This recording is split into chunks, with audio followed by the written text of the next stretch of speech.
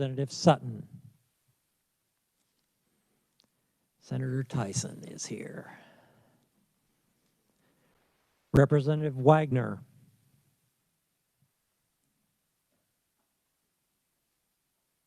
Representative Wagner.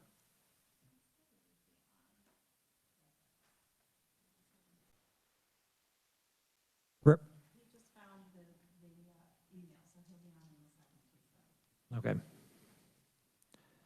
Representative Wynn. Here.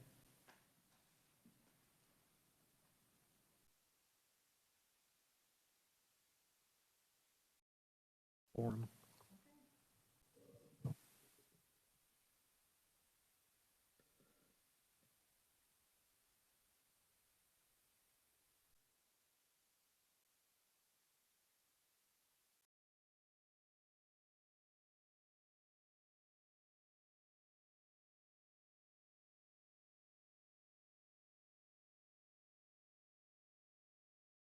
Yes, Mike's. Okay, sorry, that's my fault. I apologize. We'll go ahead and move on and do approval of minutes of the May 5th, 2021 meeting. Can I get a motion to approve those minutes? Moved by Senator Tyson and seconded by Representative Wynn. All those in favor, say aye or say nay. I guess we should probably say, if you're against it, say nay, and we'll know that it doesn't pass. So I'm assuming the minutes are fine and they stand approved as written. All right, then we'll move on to the 911 Coordinating Council meeting. Council visitation, I believe we have Scott Eckberg. Is that correct? That is correct. Thank you, Senator. Thank you for joining. Good morning, Madam Chairman and members of the committee. Thank you for this opportunity to present the Kansas 911 Coordinating Council's proposed administrative regulations. This has been a long and arduous process, and I would like to take this opportunity to thank all of the state agencies that helped me through the process of getting these KARs approved for presentation here today. I would like to especially thank Mary Greb with the Department of Administration. She went above and beyond in helping me, and I want you all to know how much I appreciate the help that she provided.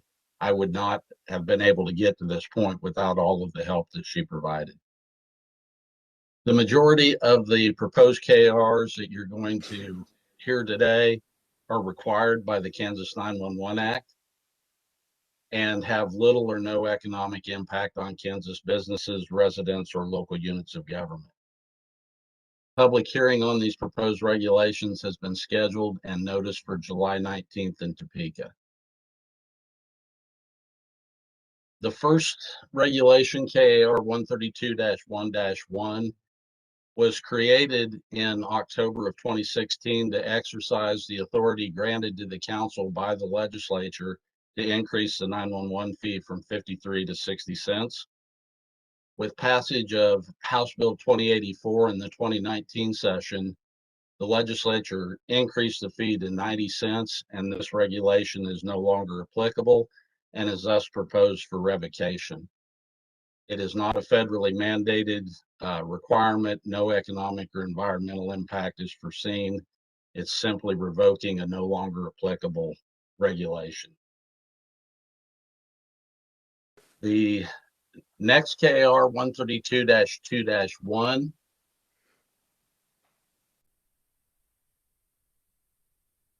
I'm sorry, 132-1-2.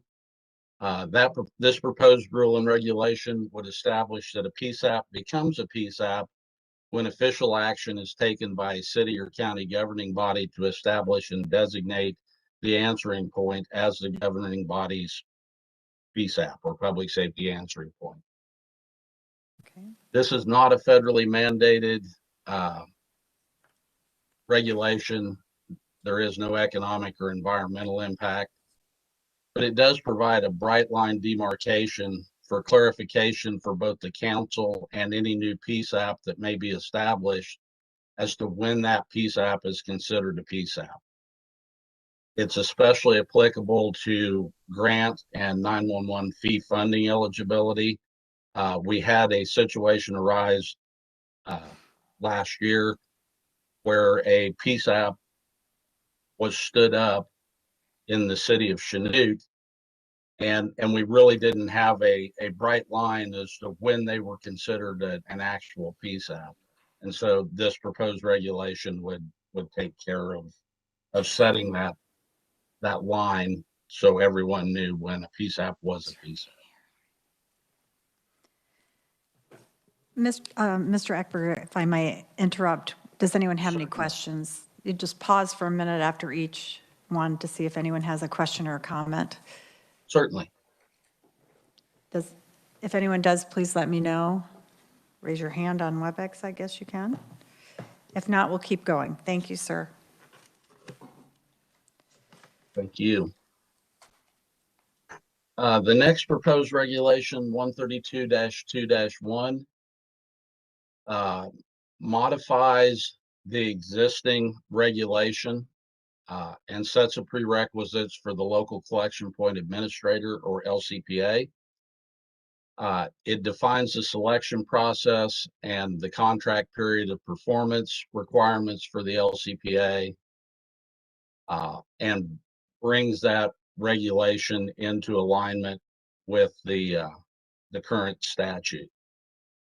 The proposed amendments would establish a 2-year period of performance for the LCPA contract, provide for a single 2-year extension of the LCPA contract, remove language requiring approval of the Legislative Coordinating Council to exercise the 2-year contract extension, require an annual evaluation of the LCPA by the council, require Legislative Coordinating Council approval of a council decision to change the LCPA vendor at contract renewal.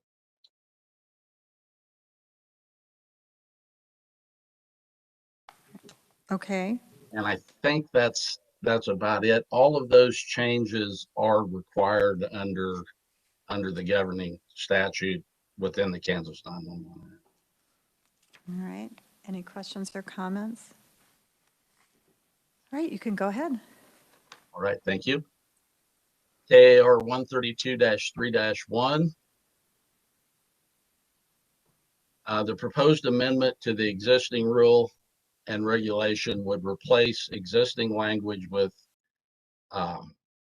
regulation compliant with grant guidance for the 2019 federal 911 grant from the National Highway Traffic Safety Administration and anticipated future federal 911 grants. The proposed KR establishes a process for providing subgrants to local 911 call centers. While this is not federally mandated, the KAR would ensure alignment with federal grant guidance documentation for current and future 911 grants. The economic impact to Kansas is an increase in funding at the coordinating council and local 911 center level. In 2019, our grant award was $1.8 million. Of that, we granted out about $1 million to local units of government to upgrade equipment that they had that was not next generation 911 compatible. The current federal legislation that's pending is a grant program valued at $15 billion. Wow. If the same funding formula is used to disperse that grant as was used for the 2019, we'd be looking at $1.8 billion as our share of the grant fund. So I think it's imperative that we have the regulation in place to define how we're going to distribute those grant funds to a local level going forward. Does anyone have a question or comment? Yes. Senator Fausto, you're mute.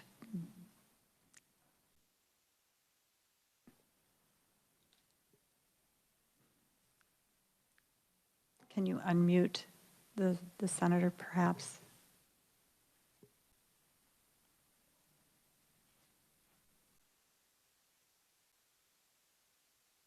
Can you hold the space bar down? Okay. That might help.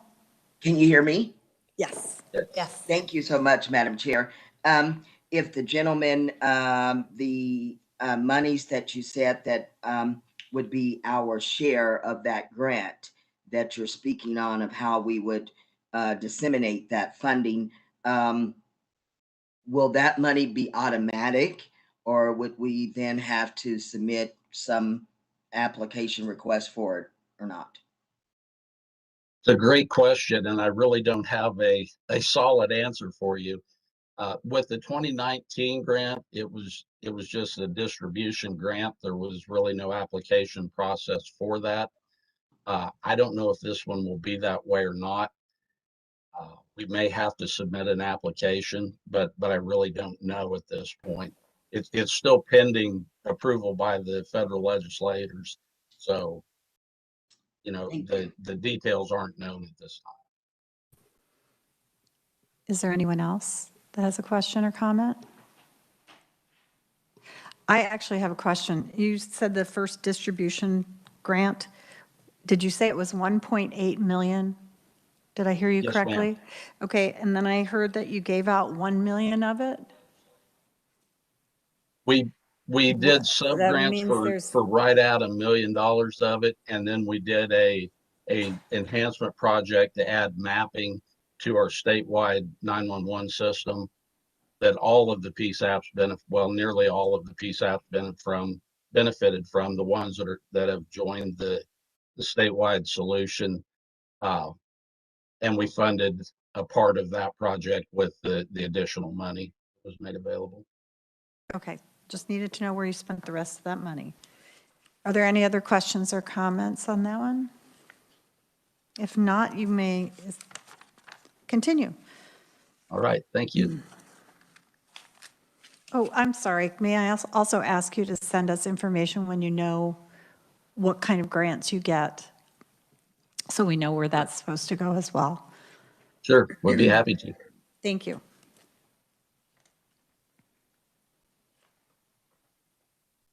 Okay, KAR 132-4-1.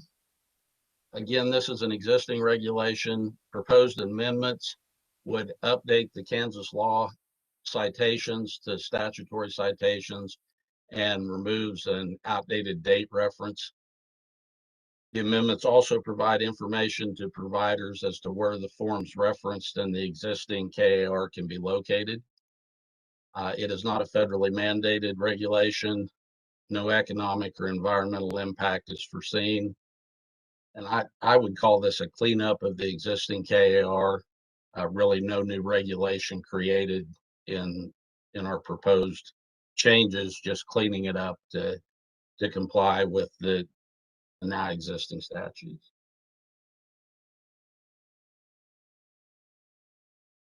Does anyone have any questions or comments on that last regulation? Not seeing any. Thank you so much. Do you have more? Yes, I guess you do. I do. You may keep going. KAR 132-4-2. Proposed rule and regulation defines the annual 911 fee expenditure report form as required by statute. The proposed regulation establishes the content of the form. It's not federally mandated, no economic or environmental impact. It is required by KSA 1253-64 and really just codifies the existing process that we have, but complies with the statute in creating the regulation to define that. All right, I don't think there are going to be any questions on the annual report, but I'll look around and you can continue. Thank you. KAR 132-4-3. The proposed regulation defines a pre-approval process for PSAPs to seek pre-approval of the expenditure of 911 fee funds. It's not federally mandated and no economic or environmental impact is foreseen. 911 fee funds under the Kansas 911 Act can only be used for 8 distinct categories of allowable usage, and those are defined in KSA 125375. If a 911 center questions whether a proposed expenditure of their 911 funds is allowable under those 8 categories, they can request pre-approval before they expend the funds. This KAR really codifies a process that we have had in place for several years now, since about 2016.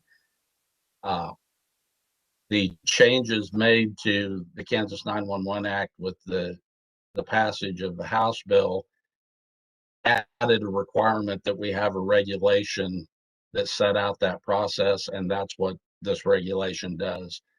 It's really not a change to anyone other than it's now a regulation rather than just a policy and a practice. All right, any questions or comments? Madam Chair. Representative Carmichael. Thank you, Madam Chair, and good morning, Mr. Eckberg. Good to see you. First, I suppose I ought to disclose that I've been a member of the council now for a couple of years as one of the House of Representatives members of the 911 Council. And I also probably ought to indicate that when I came on board at the council, I know there was some contemplation of revising and updating administrative regulations. And I want to express my appreciation to the executive director, the agency council, and everyone involved for having prepared this entire set of updated regulations. I appreciate it. I think it was necessary. I wasn't at the meetings of the council when these regulations were approved, at least initially, by the council. I can't remember whether Senator Warren and I were in conference committee that morning early, or whether I was trying to catch some sleep because we had been in conference committee late the night before. I don't remember. It all kind of runs together sometimes at the end of the session, but I do want to express my appreciation. My substantive question, though, is this particular regulation, does it only deal with 911 fee money, or does it also include any of the grant money that's administered by the council? This would be 911 fee money only. For the grant program, we do an application process for the individual 911 centers and approve those purchases through their grant application and through monthly reporting requirements and monitoring of their grant expenditures through that sub-grant program. And I've had an opportunity to see that process work, and I certainly don't have any objection to it. I just wanted to make sure that we were clear. This reg talks about fee money, and there are other grant money that's administered by the council that is reviewed through the grant process as opposed to this particular regulation. Do I understand that correctly? That is correct. Thank you, Madam Chair. Thank you. Are there any other questions or comments? Senator Warren. Thank you, Madam Chair, and I want to thank the 911 Coordinating Council for their work on this as well. And we did run into late and early sessions of our conference committee. There we had a lot of work to get done, didn't we? We worked hard. We did, and got some good work done there. So in any event, I'm pleased with the regulations that are coming out, and thank you again for your hard work on this. Thank you.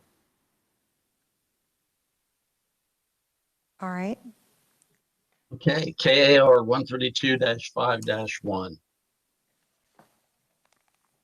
This proposed regulation defines training standards for the technology and operation of the Kansas NG911 hosted system. It is required by the Kansas 911 Act. It's not federally mandated, has no impact on business growth or activities. The required training will be made available to the 911 centers at no cost. other than the cost of their personnel attending the training. The cost will vary from PSAP to PSAP because salary rates are widely varied across the state. The total hourly training time expected annually is 8 hours per person. And there's no environmental impact seen as a part of this regulation. It is required by KSA 12-5364, and it's needed to define the training expectations for users of the call handling system. The council makes that call handling system available to the PSAPs if they choose to use it. At this point, all of the PSAPs in the state outside of the Mid-America Regional Council, that Kansas City metro area, and then four additional counties that have not elected to come on to the system yet. All of the rest of the 911 centers in the state are utilizing that system. And we feel it's important that we set expectations for how well they are trained to use that equipment and to use that system, and that they comply with that training in order to provide a level of service that's consistent no matter where you go in the state, one end to the other. Your level of service should be consistent with the use of the system. All right, are there any questions or comments? Senator Warren. Thank you, Madam Chair. I'm glad to see that these rules and regulations are being put into place as a response to and requirement of what the 2020 legislature did last year to, like you said, sir, to standardize your level of 911 response, your 911 service at the public safety answering points as you travel across the state. So it's important that we do have that continuity, and as you're leaving one area, that as you're going into another across Kansas, that you have the same level of service, the same level of those folks answering the phones and getting help to those traveling in Kansas and those living in Kansas as well. So appreciate that. And so then this is a new standardization that wasn't in place before. Is that correct? It really expands a little bit on the training that we've required up until this point. But really it codifies the training program that we've had in place since we stood up the system. As these PSAPs come onto the system, we provide manufacturer provided training on the equipment and on the functionality of that equipment. This just kind of expands that just a little bit and makes it more of a recurring training effort to make sure that people, as they come in and out of the agency, are receiving that same level of training that the people that were there when they came on received, if that makes sense. Thank you, Madam Chair. It does, sir, and appreciate that. And anything we can do to keep our 911 centers up to speed on the latest and keep them well trained is important. Thank you. Thank you. Representative Carmichael.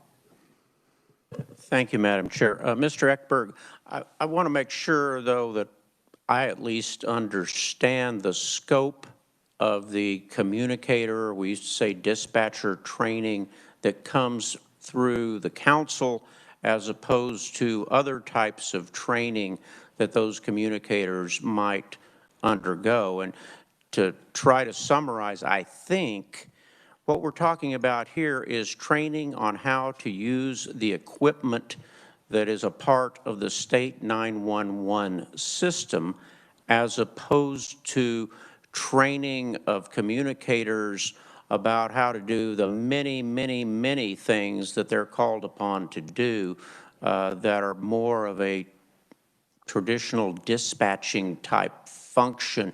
What to do when you have a person screaming on the phone, or what to do when there's a hang-up call, or those sorts of things. And I know we have some new stuff coming online to deal with hang-ups, but I think what we're looking at here is training to run the equipment, the software, the 911 system, as opposed to generalized training as to how to be a emergency communicator. Is that generally correct? And if you need to elaborate, I'm sure it would be helpful to all of us to better understand. Yes, sir, you're spot on. The training that the council is mandating through the regulation is training specific to the equipment and does not affect operations training. In fact, the language that was put into the statute in regard to this gives the council authority to mandate the training on the equipment provided by the hosted solution, but operations training, which is the kind of training that you were referring to, Representative, is we can suggest what that training should be, but we cannot force that on to any 911 center. They maintain total control of their operations, and how they train their folks are their decision to make. The council can recommend training that they should take, but beyond that, we can't mandate any of that training. All right. Are there any other questions or comments? If not, we'll continue. All right, KAR 132-6-1. The proposed regulation establishes GIS data standards, maintenance policies, and data reporting requirements for GIS data used in the Kansas NG 911 system as required by the 911 Act. The regulation is not federally mandated, has no negative impact on business growth or activities. No altered economic impact on local government is anticipated. 911 centers jurisdictions are currently funding the development and maintenance of the GIS data that is the basis of the regulation, and no additional cost to them will be applicable. No environmental impact is foreseen. The regulation ensures that GIS data is developed, maintained, and submitted to the NG 911 call routing system in a manner that ensures that the data is usable, accurate, and authoritative. That data is the basis for the proper routing of 911 calls to the appropriate 911 center. So it's imperative that we have accurate and authoritative data in order to base those routing decisions on that data. This has been a council policy since 2013, defines exactly what the regulation does. This was added to the 911 Act really as an insurance policy. Since 2013, when we began collecting the GIS data from the local 911 jurisdictions, we have had 100% participation by all 105 counties. We have never had a problem with any of them not submitting their data. But because of the significance of GIS data to 911 operations in the state, we felt like we needed to have something in place that allowed us to ensure that that data continued to come. You know, if we had a change in a GIS department in a jurisdiction, and whoever took over said, "Oh, we don't want to do that anymore," we need some way to ensure that we're going to continue to get that updated and authoritative GIS data from every jurisdiction. And that's really the purpose of the addition in the statute and this regulation, is just to ensure that we have a way, if we would ever run into a problem of a local jurisdiction not being cooperative, we could continue to get that data. And so that's kind of the purpose of this regulation. Okay, that's great. Thank you. Any questions or comments? I think we have one question as to why your economic statements weren't stamped with all of the 4 different organizations. You just have, let me go and look real quick. It's no longer a question. I'll just let that go then. Thank you very much. Did you have anything else that you wanted to visit with us about? We thank you for being here. We thank you for your explanations, and I hope you have a great day. Thank you very much. Appreciate your time. Madam All Chair, right. Madam Yes. Chair, I had a question. Yes. Representative Kiefer. Yeah. Hi, Scott. How are you this morning? I'm good. How are you? Great, great. This is a little bit off center, but I just wanted to double check. Have you been a part of the ongoing conversation about establishing the fee for the suicide hotline? I have been a part of some of the 988 calls that have gone on. Mhm.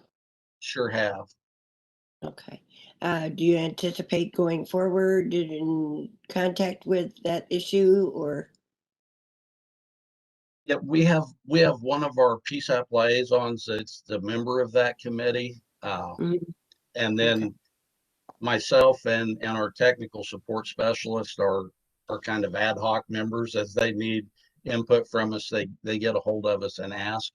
And we've been discussing call routing, with 4988, what's the direction they want to go with that, and just trying to provide some education basically as to how 911 calls have been routed historically and are currently, and trying to give them some information to base decisions on. Okay.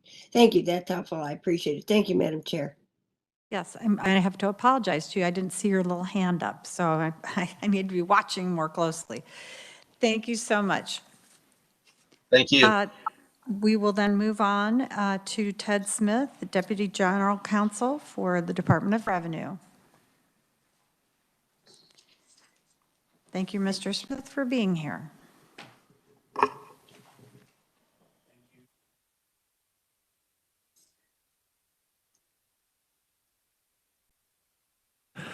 There we go. Thank you, Madam Chair and members of the committee.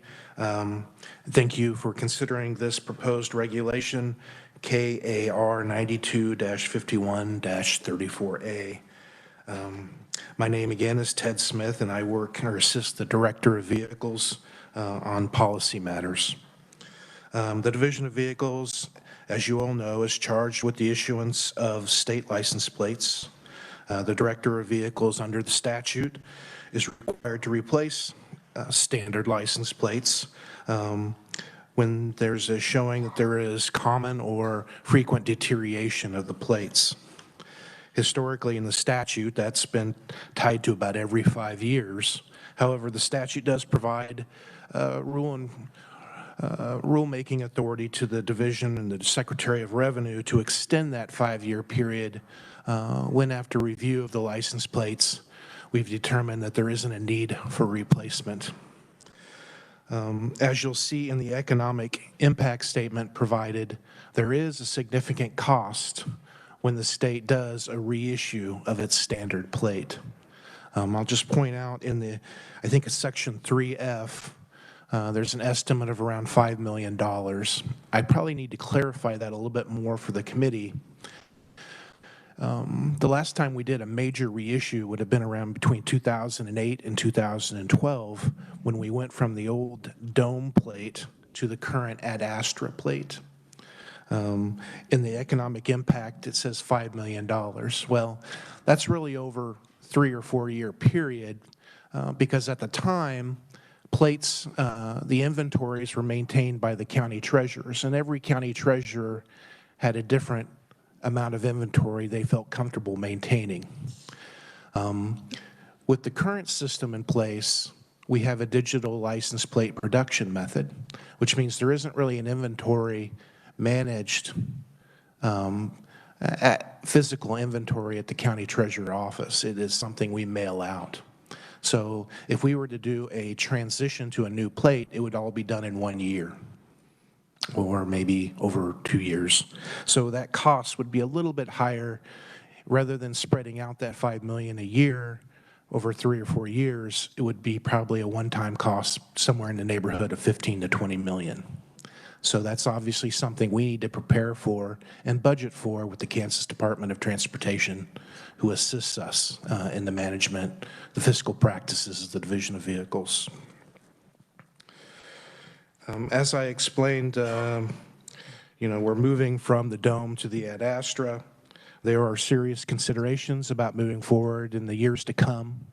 This regulation has to be proposed in order for us to continue the useful life of the ad astra plate, and that's sort of the purpose of the regulation going into 2022. With that, I have nothing further to add. I can stand for any questions. All right, I think we have a few. Would anyone like to start? Senator Tyson. Thank you, Madam Chairman. Is there a reason that you're delaying this another year? Well, the thing is the reason is we don't see high-frequency deterioration of the plates. So, again, it costs between $15 and $20 million to replace, and that's not money we want to spend if the current lifetime of the plates are holding up or standing up. So if I may, Madam Chair, follow up? Absolutely. Thank you. So is there a system in place that if somebody's plate is deteriorating, that they can go and get an updated or a new plate? Yeah, they would visit their local county treasurer's office. It's not an electronic process, but they would visit their local county treasurer and say that there's a defect or the plate's been broken. I think with law enforcement, what they'll see is, sometimes people will, a trailer hitch will damage the plate, and that'll trigger a replacement being issued. So there is a place in the statutory process for that. Okay. And a fee?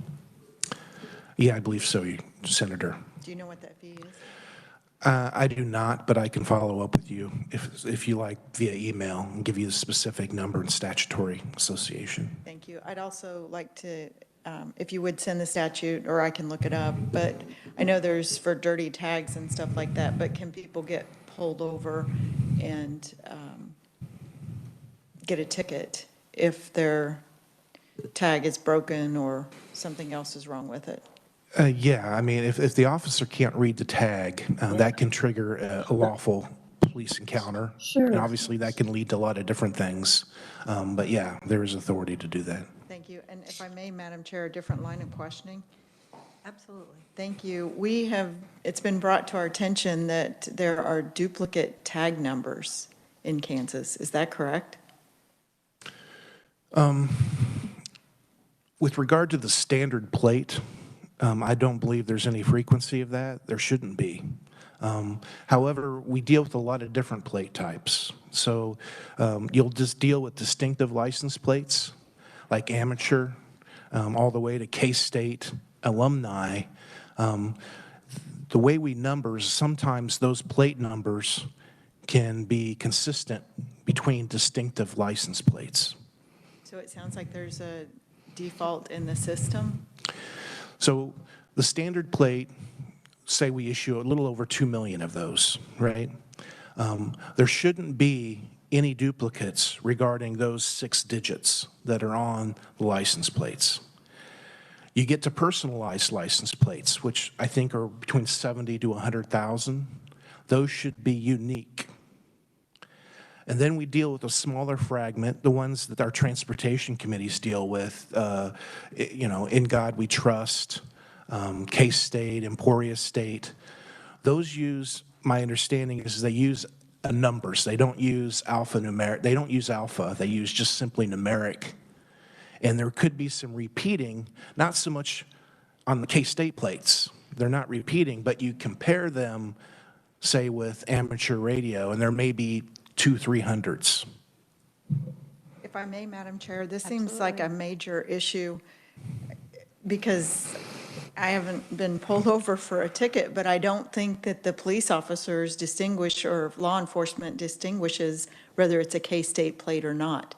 And I know in our area, we've had plates literally stolen, and now you're telling me that it could be a duplicate number too. We have poachers and other issues, and so they're not even going after possibly the correct person if there's duplicate plates out there.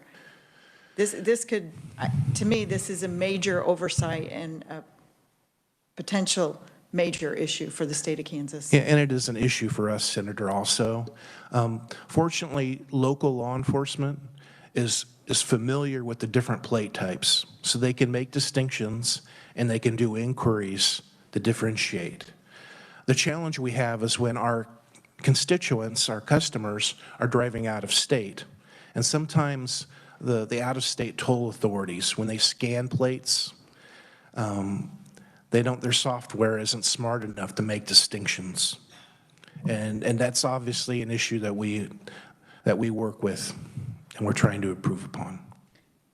I have grave concern over this, Madam Chair. That I don't understand why the department would allow this to happen, and I hope that we can find some solutions for it quickly. This is not a minor issue, especially for law enforcement. Thank you, Madam Chair. Thank you, Senator. Did anyone else want to make a comment before I started in on all mine? Senator Fausto. We cannot hear you. I'm sorry. Nope, not yet. Space bar, try that.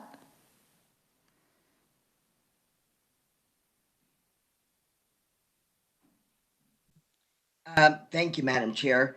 Not actually a question, but I wish I could be there with you all today, but I'm here in Wichita because the governor will be here to do a ceremonial bill signing for the suspended driver's license bill that we passed this session. And I just wanted to personally thank Ted Smith for his help on this legislation and implementation in the Department of Revenue. Thank you, Ted. Thank you, Madam Chair. Thank you, Senator. Does anyone else, if I look, if you see anybody's hand up, please let me know. What I understand to be true is that this has been a year extension that's gone on for 11 years. Yes, Chair. Okay. If it is of grave concern to the driver's license division, why are we being put off for another year with 11 years of having this put off? And why, from what I understand, is it's because we only have 6 numbers on our license plates. So how is there a problem with adding, and I may be very naive, I don't understand license plates, I don't understand how they do them, but can you add another digit or 2 to make sure that you don't have that problem and you could eliminate any of those duplicate plates?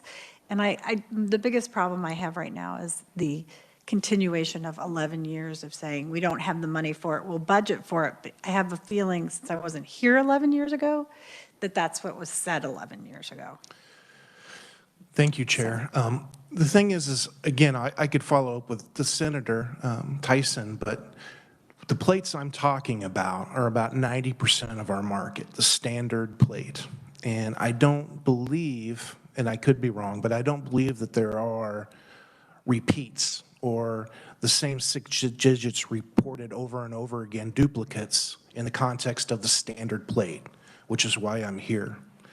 But I can follow up. With regard to why we've delayed 10 or 11 years, it's just a matter of the plates, in the director's opinion, haven't needed to be replaced.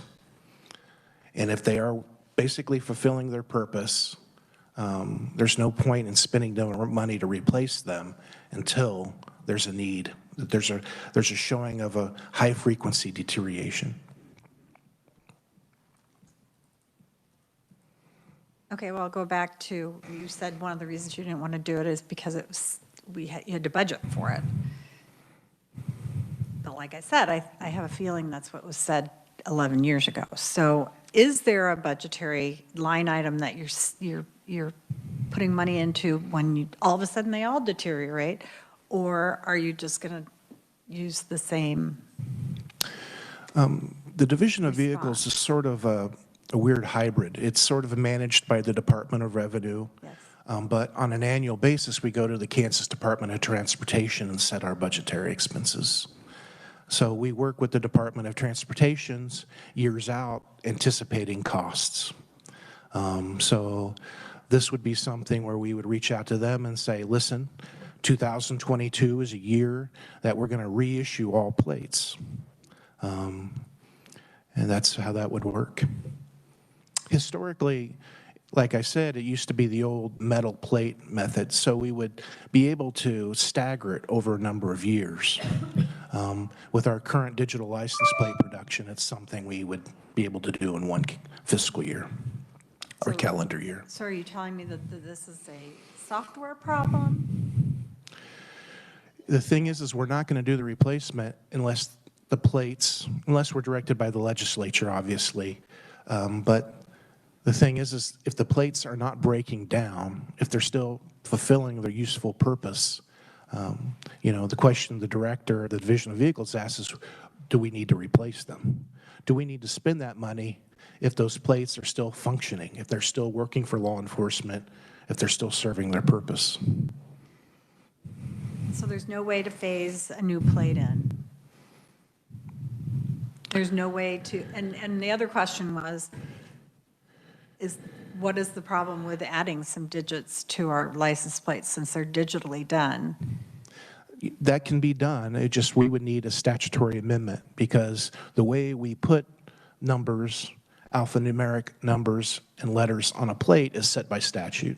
So if that is the will of the legislature, I believe that can be easily done from a software perspective. Senator Tyson. Thank you. Thanks. If you would, I wouldn't mind getting some information on the duplicates, how many duplicates across the different plates. And we did change this legislation this year. I would like to know also when the implementation for the wind turbine background is going to be optional for people getting personalized plates. That was part of the statute also. And of course, we would like to work with you and try to get legislation next year to deal with the restriction on the number of optional values, whether it's alphanumeric or what for each plate, in order to help address this issue. Very good. Thank you, Senator. All right. Representative Kiefer first. I believe Thank she you, has a Madam question. Chair. Yeah, well, I don't have a question. I guess between the questions I'm hearing and what I'm hearing from Mr. Smith is that we're putting off new plates primarily because the old ones have not deteriorated. So why would we throw away good plates after new until they're really necessary? So this does not concern me at this time. I think they're making a wise financial movement. I mean, why spend the money if you don't have to? And to follow up with that, if I'm hearing Mr. Smith correctly, the duplicate numbers are not the big problem in standard issued plates. The problem is when it comes into duplicates or on designer plates, designer plates other perhaps than K-State plates. And law enforcement has trouble when they're out of state and pulled over and cannot, or not really differentiating between the different kind of plates. Is that correct, Mr. Smith? That is correct. Thank you. It's not a good thing to be the amateur radio distinctive license plate because you put 222 for any other distinctive plate, and an out-of-state law enforcement officer is going to usually go to that first one, the amateur radios. So we do hear that issue from that segment of our customer base. Well, I don't know of any system that is perfect, and it seems to me that you're aware and on taking care of that as much as you possibly can. So I think you're in a good place, and I appreciate the work you're doing. Thank you very much. Thank you, Madam Chair. Thank you, Representative Carmichael. Thank you. Thank you, Madam Chair. And I appreciate the comments of my colleague, Representative Keither. As you probably know, members of the legislature don't always agree. And I remember back in '74, when I bought my first tag, we were replacing the steel plate every year. And either I had to pay for it or the taxpayers had to pay for it. And then the plate went up on my garage wall so that I had a collection of Kansas plates. And it served no useful purpose for me as a consumer to pay for a new plate every year when the old one was perfectly serviceable. And it certainly wouldn't have served any good purpose for the state, the taxpayer, to buy me a new steel plate every year. So I think what you're doing makes absolutely perfect sense to me. And I would also add, I've had an amateur radio operator's plate on my vehicle for 7, 8 years now. I've never encountered any problem at all. Now, that doesn't mean I won't have one tomorrow, but you know I'm the only person in the world who owns that call sign. Somebody else had it about 15 years ago, and I think she's deceased, so I'm not terribly worried about all of this. Thank you, Madam Chair. Did you want to tell us, Representative, what your tag number was, so we could just make sure that we could November find it 0 somewhere? Juliet Lima Charlie N0 JLC CQ CQ CQ. Thank you, Madam Chair. Thank you, Representative. Okay, is there any other question or comment? And Thank I you. think you have some things you have to bring back to us as well, so we'll probably go over those. Oh, I'm sorry. Senator Warren has one comment or question. Thank you, Madam Chair, and thank you, sir, for your testimony today. The legislature this year overrode the governor's veto, I think, on a couple of distinctive license plates. How does this regulation impact the issuing of those new types of plates? It would have no impact. This regulation focuses on the standard plate. There you go. Okay, so, and just in case people who are listening are inquiring, when will those new distinctive license plates that the legislature passed this year become available? Well, hopefully we work with the specific agencies or organizations that propose those, and we develop a design. I'd have to get back to you, but hopefully it would be within a 3 to 12 month window. Okay. And one final question, if I may, Madam Chair. There was some discussion about duplicates, duplicate numbers on, it sounds like designer plates might be an issue. Does the agency, the department there, make any distinction or pay attention to the county where the license plate is registered to that resident there? Does that help? That is the agency department looking at, well, we've got, if we have duplicates, they're in different counties, they're the same county. I mean, how, when this problem occurs, is it in the instance of we have residents in the same county with duplicate numbers, or different counties that, you know, law enforcement can use the counties as a distinction to make sure that we are getting it to the right vehicle owner?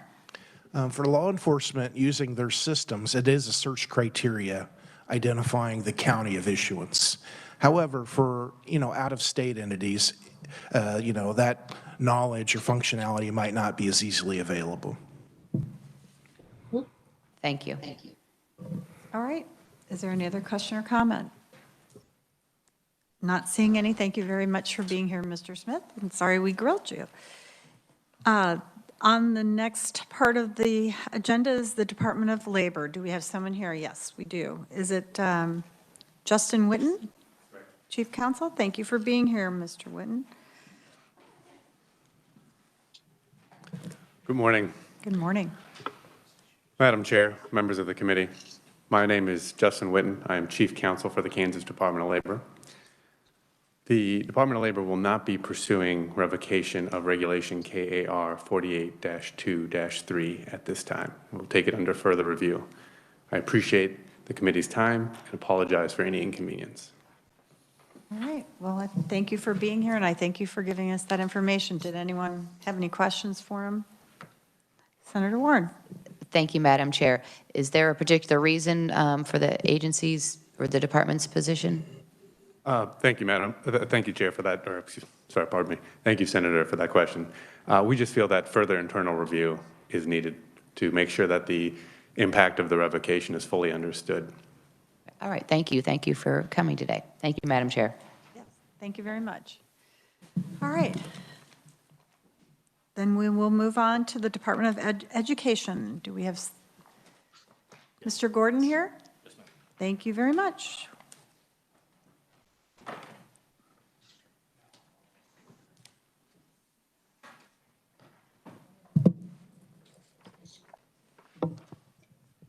Good morning. My name is Scott Gordon. I'm General Counsel for the Kansas State Department of Education, here speaking on behalf of the Department of Education and somewhat on behalf of the State Board. What I will share with you is the accreditation regulations in front of you represent the most comprehensive change in educational regulations that the State Board has moved to adopt in the last 30 years. This has been a complete overhaul of how schools are held accountable. I'll share with you a couple of numbers. There are 286 public school districts in the state of Kansas. There are approximately 138 accredited private schools in Kansas. Those are the private schools that choose to participate in the accreditation system. And at last count, there are approximately 80,000 non-accredited private schools in Kansas. By and large, those are home schools. Those aren't the only things that are non-accredited private schools, but that's why we have so many. None of the regulations that I'm about to talk about impact those non-accredited private schools. So we're only talking about public schools, public school systems, and the private school systems that choose to participate. I won't go through because there's a lot of pages here. I'm not going to read every single regulation to you, but maybe some highlights. The main thing that I would point out to you is that accreditation is essentially the indication that the participating school system meets the standards that are established by the State Board of Education. The definitions are there on 913131, and I'll stop and see if there's any questions on definitions at this time. I don't see anything. You can go ahead. Moving on to 913132, this is the definition and the explanation of the Kansas Education Systems Accreditation. One thing that I'd point out is this is this form of accreditation has been in the works for the past 5 years. The KISA as an idea actually predates the statutes that were passed in 2019 calling for the Kansas Education Systems Accreditation. What I will tell you by and large is that the purpose of changing the accreditation system is to move from a specific goal-based system to where school districts had to reach 95% at proficiency. You had to have 100% of your teachers to be fully accredited. And if you did those things, you were accredited. The way that this was explained to me years ago when we started KISA was this needed to be a more student-oriented and a student-centered form of accrediting schools. That's why there's not specific goals laid out in the regulations saying you have to have this certain test score and you have to have this certain percentage of teachers to be accredited, or pardon me, licensed to be accredited. You needed to show evidence of primarily two things. You need to show evidence of student improvement, not just student performance, but improvement in that performance over time. And you needed to show evidence of a system or a plan for continuous improvement. By and large, those are kind of the umbrella concepts that if a district or an accredited private system is meeting those two goals, they would retain their status as being accredited. The ROSE capacities are also incorporated within the regulation. That is one of the goals that every accredited system must accomplish, is that you have to have a curriculum that is appropriate in order for the students to meet those capacities that were adopted by the legislature in 2019. At the very least, you will see that to be to even have a chance at being either accredited or conditionally accredited, one of the beginning requirements is that the system must be in compliance with all state and federal applicable statutes and regulations. We put that language in there because, as you're aware, there are quite a few statutes in place in Kansas alone that makes requirements of school districts, such as the Jason Flatt Act was passed a couple of years ago requiring suicide awareness and prevention training. There's several other statutes that are in place. I don't want you to think that those schools are no longer held accountable to those. We just took that language out of the accreditation regulation. We put the blanket statement in there that if there's something in statute that you're supposed to do as a school, we will not even consider you for accreditation unless we find that you are either in compliance with those laws or you're working with the State Board of Education to be in compliance with those laws. I know there's quite a few questions. Others had asked me about why did you do away with the Jason Flatt Act and why did you do away with the American History Week. We've not done away with any of those things. Those are already codified in statutes. There's no reason to repeat them in regulation. I know I have a question. Sure. Senator Warren. Thank you, Madam Chair, and thank you for being here in committee today, sir. A couple of questions. One of them you answered as you kept speaking, so I was thankful for that, that the purpose of the broad change, because for those following along online, it's the prior regulation is completely struck, and this is completely new language, so forgive me if I have a couple of questions related to that.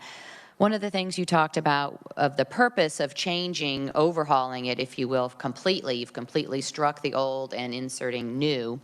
And anytime we do that, I want to make sure that it's something that's appropriate. You talked about it was going from goal-based to student-centered, and you talked about student improvement over time. What kind of time are we talking about? I've got 3 kids in public schools right now, one who has graduated, and you know, a year of school is a big deal in our K through 12 system, and over time, I mean, if you are falling behind in 1 year, does the school district then have 3 or 4 years to show improvement for that student? Or you know, the kids, 1 year of school curriculum is a big deal. So could you speak to what we're talking about when we are looking at student improvement over time? When I refer to student improvement, and you'll forgive me, there may be times that you're going to ask policy questions that I don't have a great answer for. That's why I brought other staff members with me, and I may have to defer to them.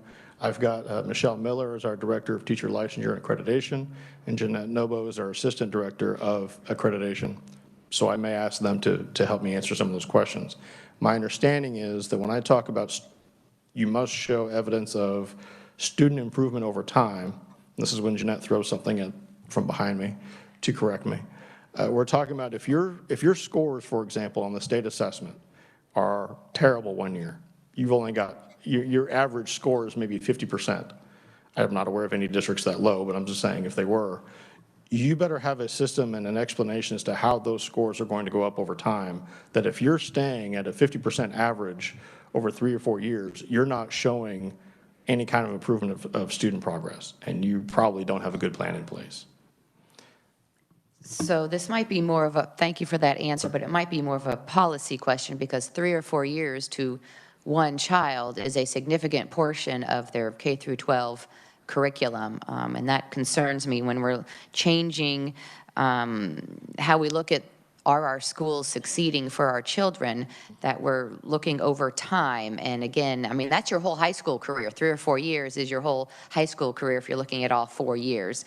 So I would be concerned the move over looking at our school succeeding and looking at such a long time. In one student's career, 3 or 4 years is a long time.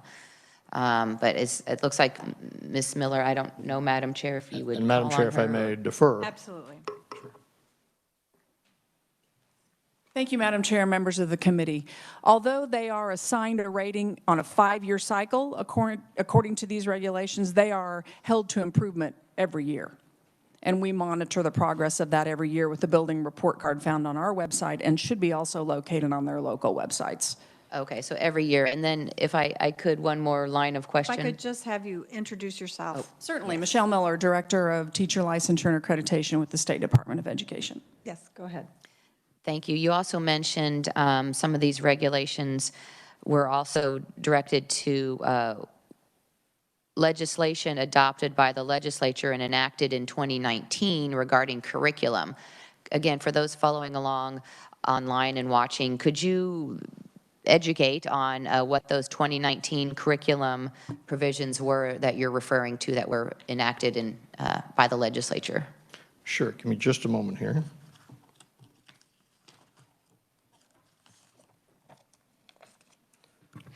So KSA 72-5170, which went into effect July 1st, 2019. And the title or the heading for that statute is, this is all within the school district state aid, school district accreditation system, accountability plan, curriculum standards, statewide assessments, and school site councils. And I'm sorry, what was the statute number? Sure, 72-5170.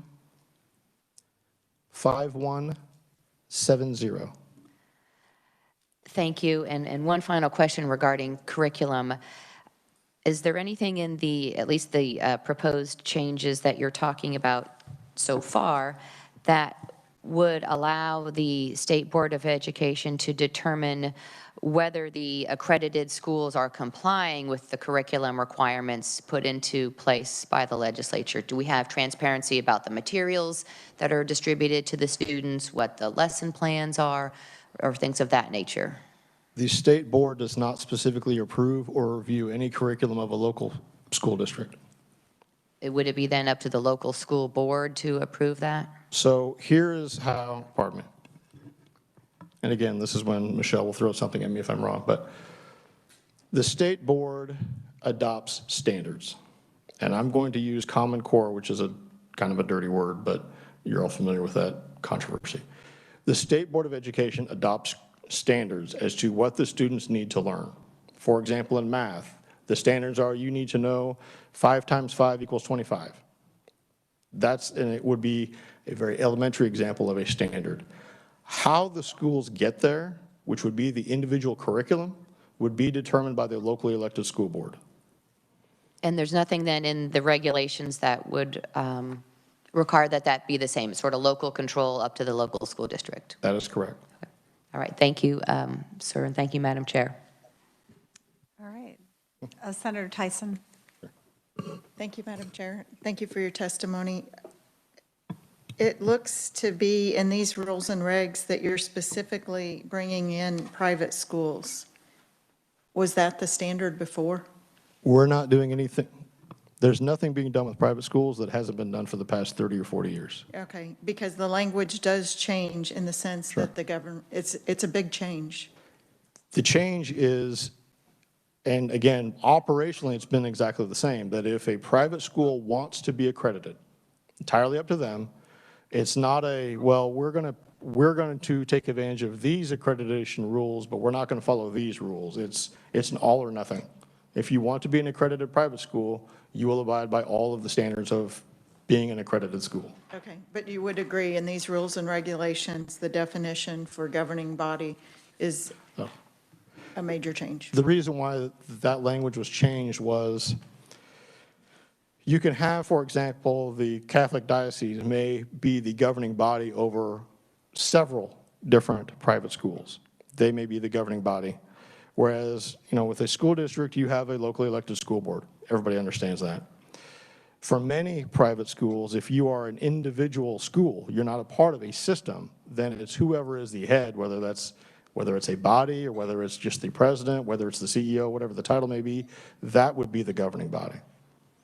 The intent was just to clarify it. I don't believe that there's really any change operationally how the schools are being held accountable.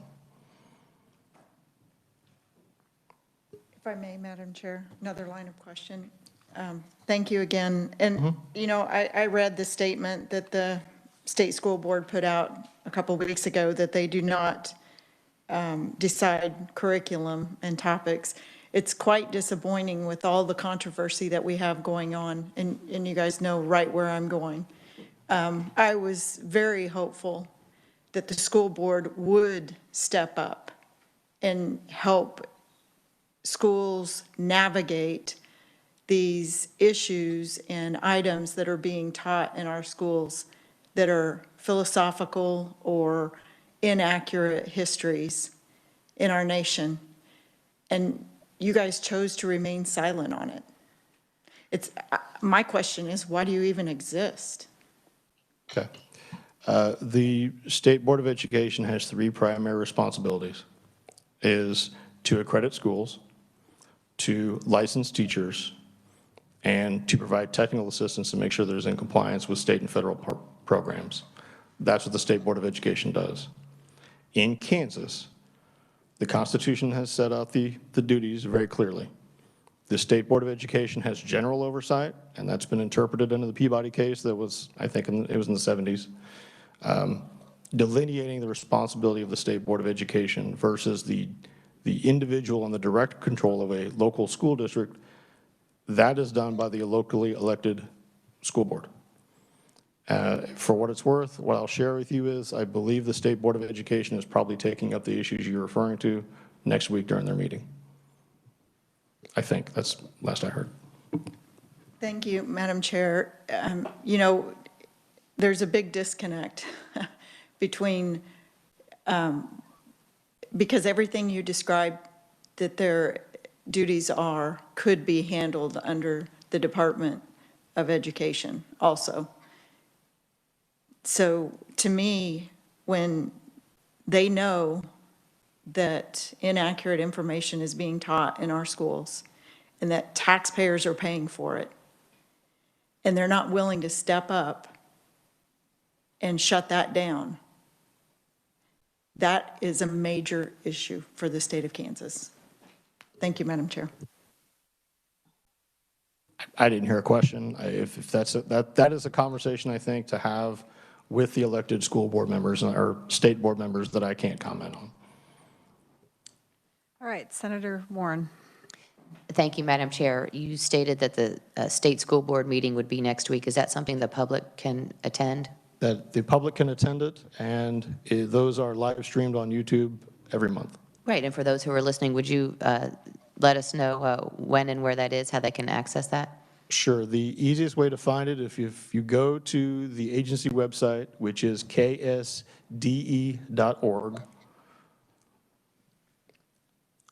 The meeting is on Tuesday and Wednesday. It is next week, right?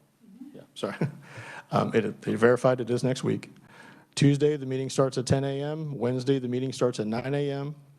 The agenda is published on the KSDE website. Yeah, and the live stream is also shown through the KSDE website. You can find it there on the main page. Great, thank you. Sure. I'm hearing some of the same concerns from constituents that Senator Tyson is referring to. So thank you. Thank you, Madam Chair.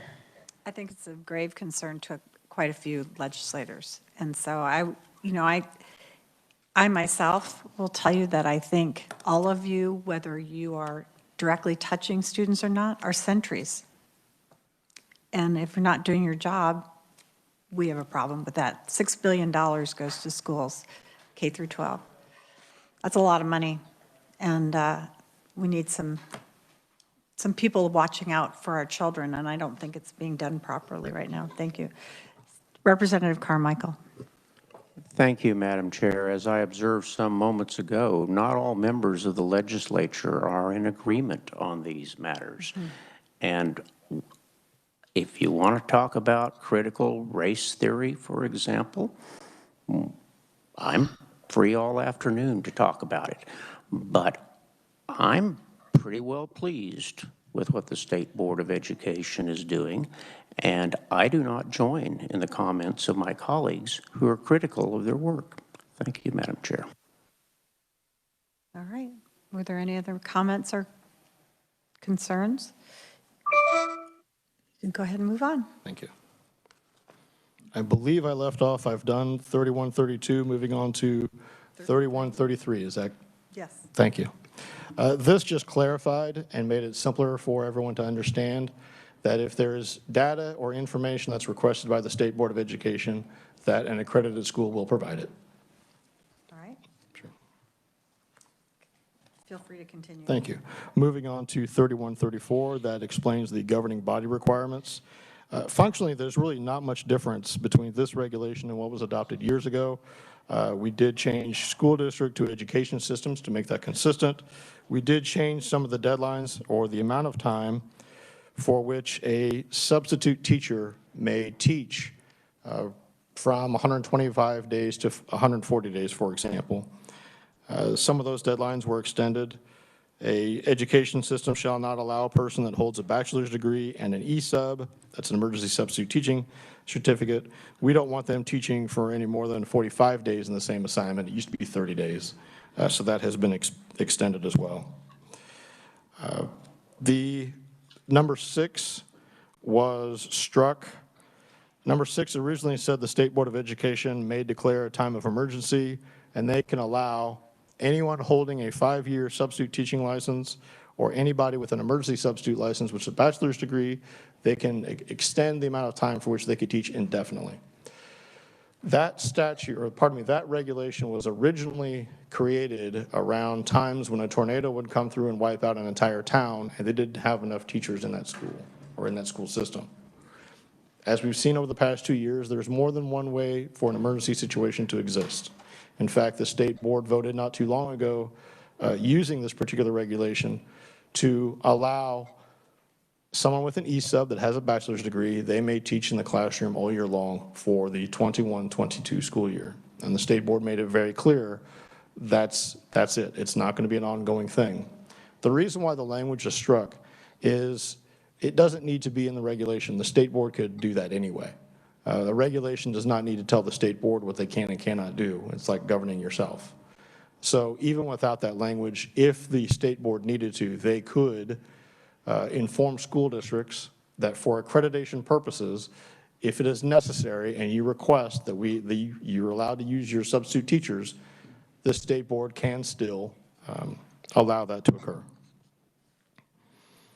The other change was just to clarify, I'm on page 3 of 3134, is that if you are going to use high school athletic practice during the school day, it does not count toward seat time, and that's really for budgeting purposes and funding purposes. So if you have basketball practice for some reason at 1 o'clock in the afternoon, you can certainly do that, but that's not seat time that a student is actually engaged in education for financial purposes. Yes, ma'am. Could you define seat time? Seat time, sorry. The amount of time that a student is actually in class. Sorry. I'm not sure I understand that It's one. the lingo that What is I've a learned over the seat past time? decade. It's seat time. Okay, yes. If you were a singer, you would know to enunciate Fair at the enough. end of that. So we would have heard the I will tell you, my debate coaches yelled at me at that for 8 years, and I never did You very still well. haven't learned, Nope. okay. Yeah. Put a pen in your mouth. It doesn't help. Okay. Oh, So that is what I have on 3134. Senator Warren has a question, please.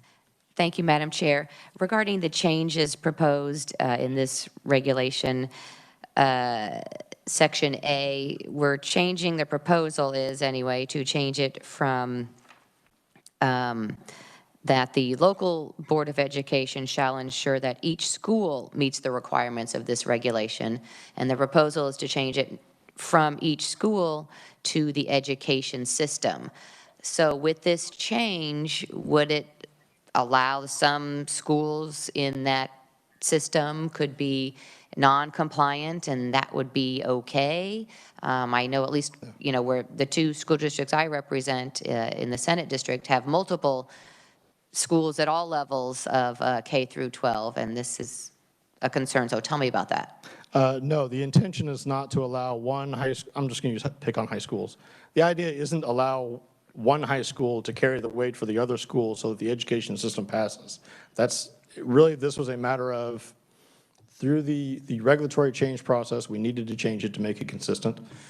So no, if there is a school that is not meeting these requirements, then the education system is not meeting those requirements. We changed it because, again, sometimes you have a school district which has multiple schools, and sometimes you have an individual school that in and of itself would be an education system.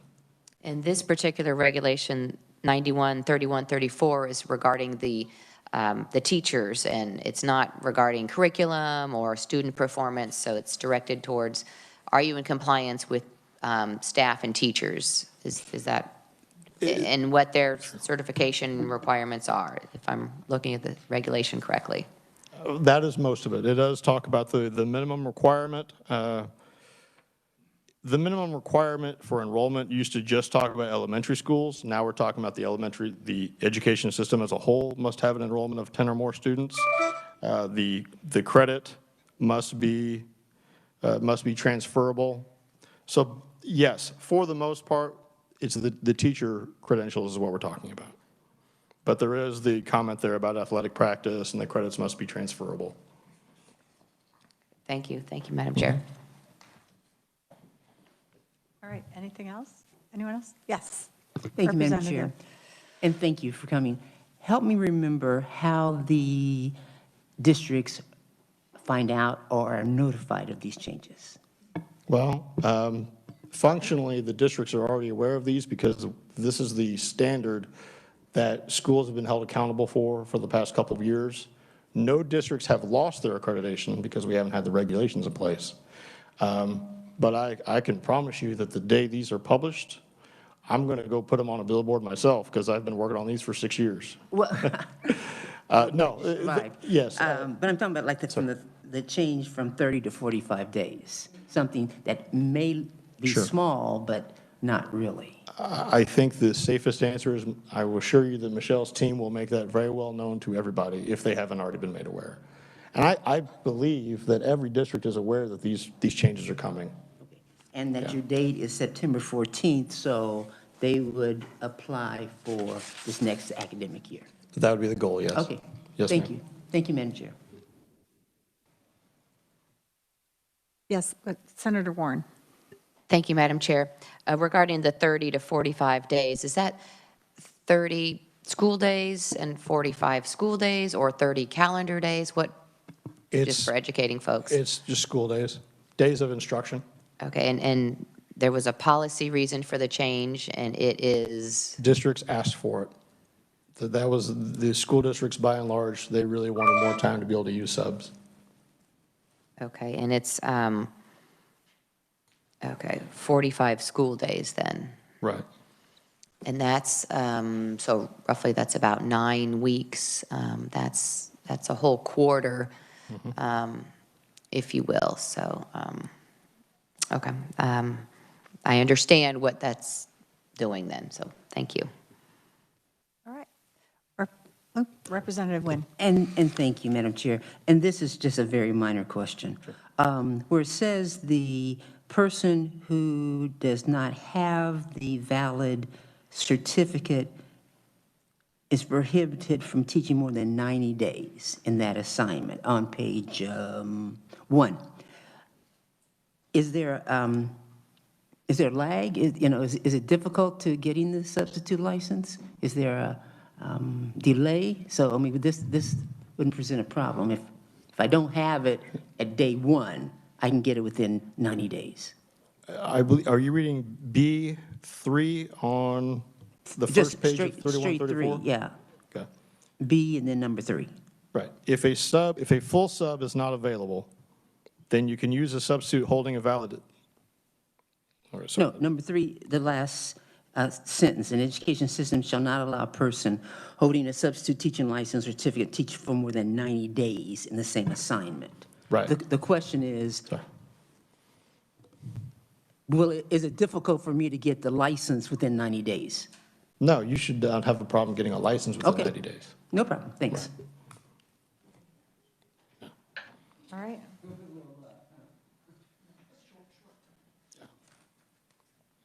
All right.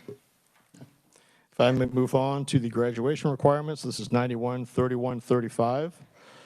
There is not that much that has been changed from the graduation requirements. In fact, I think the only changes that were made was just replacing local board of education with governing bodies, so that was more encompassing for those private schools that wish to participate. What I can share with you, because I imagine there may be some questions coming about this, Commissioner Watson has created a graduation task force that certain members of the State Board of Education are on. I want to say there's 45 members on the task force. They are reevaluating and looking at what the graduation requirements will be in Kansas moving forward. But at the time that we started this, again, 5 years ago, this is what the State Board had been using for graduation requirements for some time, and they've decided for the time being, they still want these to be the graduation requirements. All right. Any questions or comments? Not seeing any, you can continue. 91-31-36 just refers to the outside visitation teams. These are the teams that basically the education system will use to help in the accreditation process. Basically, this is one means of providing evaluations and some feedback to those education systems to make sure they're meeting the goals of the State Board. All right. Any questions, comments? If not, you can continue. Thank you. If I can get the word out. 91-31-37. This explains the manner in which the accreditation review team or accreditation review council, pardon me, will give a recommendation of an accreditation status for a district. So during the accreditation cycle and in the what they call the accreditation year, there will be a recommendation made based on the reports and everything that that team has reviewed for the past several years. They will inform the education system of that recommendation, telling them this is what's going to go to the State Board. Now, if the recommendation is full accreditation, no one ever has a problem with that. If the recommendation is going to be conditionally accredited or not accredited, then the education system has the opportunity to address some of those issues or all of the issues before that matter goes before the State Board. If the school district is still not able to make the changes that are necessary to be fully accredited, that recommendation then goes to the State Board and the board votes on it. The State Board always makes the final decision on accreditation. So they do have an opportunity to appeal that recommendation from the Accreditation Review Council if need be before the State Board votes and makes the final decision. And if there are any questions on that matter. Not seeing any at this moment. You can go ahead, please. Thank you. 91-31-38 just changed accreditation status to accreditation rating. We did break it down to where there's only 3 ratings available now. You are either fully accredited, you are conditionally accredited, which is the equivalent of kind of probation. You know, you've done most of your things correctly, you're in good standing, you're following state laws, but maybe we don't like the way the data looks, or you're not reporting it to us correctly, pardon me, not correctly. The way you're reporting it, it doesn't look good. So we want you to make certain changes, or just not accredit at all. If a school just decides, you know what, we're not going to follow the rules of the State Board anymore. And that regulation explains what each of those accreditation statuses or ratings, pardon me, mean.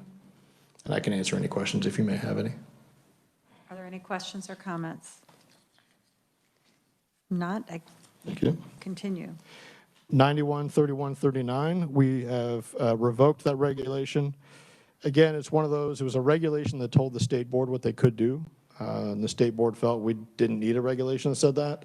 And the regulation was kind of, I don't say tying their hands, but the regulation was adopted well before the internet. So the only way that the State Board could really recognize accreditation was to send a letter and publicly say they're fully accredited. Now, without that regulation in place, the State Board has the authority to make any kind of public announcement that they choose to do so. All right, I have one request. It's not, obviously not a requirement, but when, this is disconcerting when I just get this line that this is revoked. I'd like to see the whole regulation redacted, you know, whatever, aligned through so that when we go through these papers, we don't have to go back and look through things or have you take your word. Not that you're not a very honest, honorable man. I would like to see those in all different boards that come in front of us. I'd like to see what they are revoking, actually. No, I know, but it just, when they're, I saw that, but I'd still like to see it just lined through here as you go through. There might be, well, we can talk about it later on. There's a reason why it's written this way, and it's just part of the process, but I understand what you're saying, and I appreciate that. Thank you. You can go ahead. Thank you. 913140 is the sanctions that no one ever really wants to think about. It's my understanding that no public school system has ever had a sanction actually imposed for accreditation purposes. We've never needed to. My understanding is there was one public school years ago that came very close to not being accredited, and that school ended up deciding to close on their own anyway. So there wasn't really an action taken by the state board. But if the state board needed to, it does outline what the various sanctions may be available. Obviously, I think it's obvious, they kind of go from least severe to most severe, and I imagine if this ever came to be, then it would proceed in that order, right? At the very first, they'd make a recommendation that that school district reassign or reallocate their own resources to help them fix whatever problems they may be having. If that didn't work, there may be a recommendation to the public education system that they take on a state assessment or assistance, a technical assistance team from the department or from the board in order to help them out. If that did not work, the state board could make a recommendation or ask the state legislature to end state funding of that particular public school. And finally, there could be a recommendation that the legislature abolish or restructure that education system. There's really not much of a change from what's been in the regulations for the past 30 years. This just kind of hopefully clarifies it. Senator Warren. Thank you, Madam Chair, and I have to, I guess, politely disagree that there's not a major change in the sanctions that could be imposed upon a public education system were it not complying with the rules of our State Board of Education, and I want to ask you about that. In Section B of the regulation, in subsections 1 and 2 of the new proposed regulation, the State Board itself recommends decreasing its own authority by changing its authority to issue an order to these non-compliant public school systems to merely a recommendation. And I think that's interesting and causes me to ask my question. So can you explain why the change? And in fact, now all of the sanctions are just recommendations, a letter.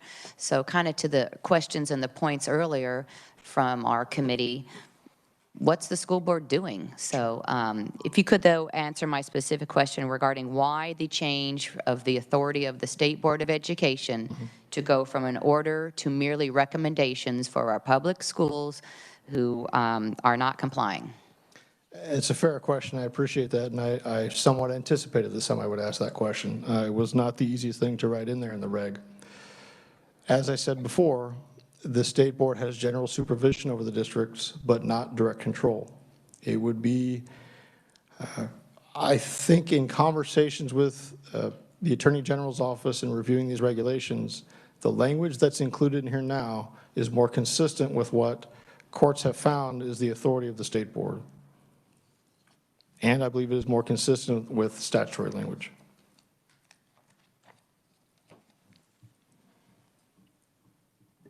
Thank you, Madam Chair. And which statute are you referring to? As soon as I wish I could recall, and I don't recall off the top of my head, we do not cite a statute within that. We're not implementing any particular statute with that regulation.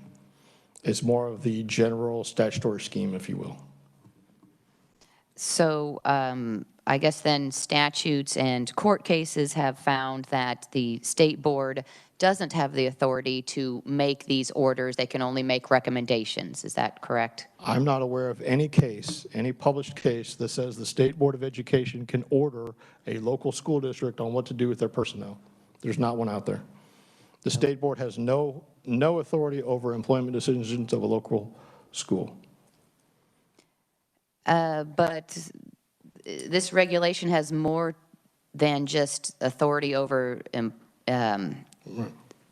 the employees of the school district, right? It has to do if you're not meeting the requirements of the graduation standards for the kids, or that they're at certain levels of comprehension of the materials, right? I mean, wouldn't this apply to all of those decisions of a local school board?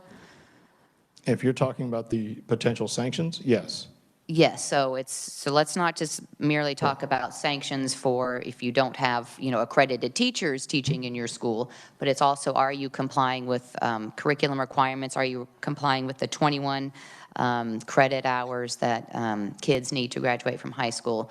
So it's a change then in the State Board of Education,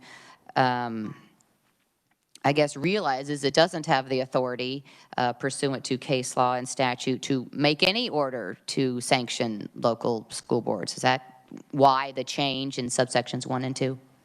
That would probably be, yeah, under B1 and 2, yes, those are the two parts we changed from an order to a recommendation. Thank you. Thank you, Madam Chair. All right, were there any other questions? Representative Nguyen. Thank you, Madam Chair. Help me remember, as I read this, does the state, or is there anybody, let me ask it like this. So a private school, if they want to be accredited, the rules apply. That's correct. Okay, but there's no sanctions against a private school? This says the distinction is public education system, public education system. What about non-public, who come in on the front end?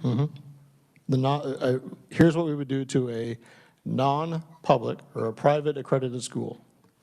You're no longer accredited.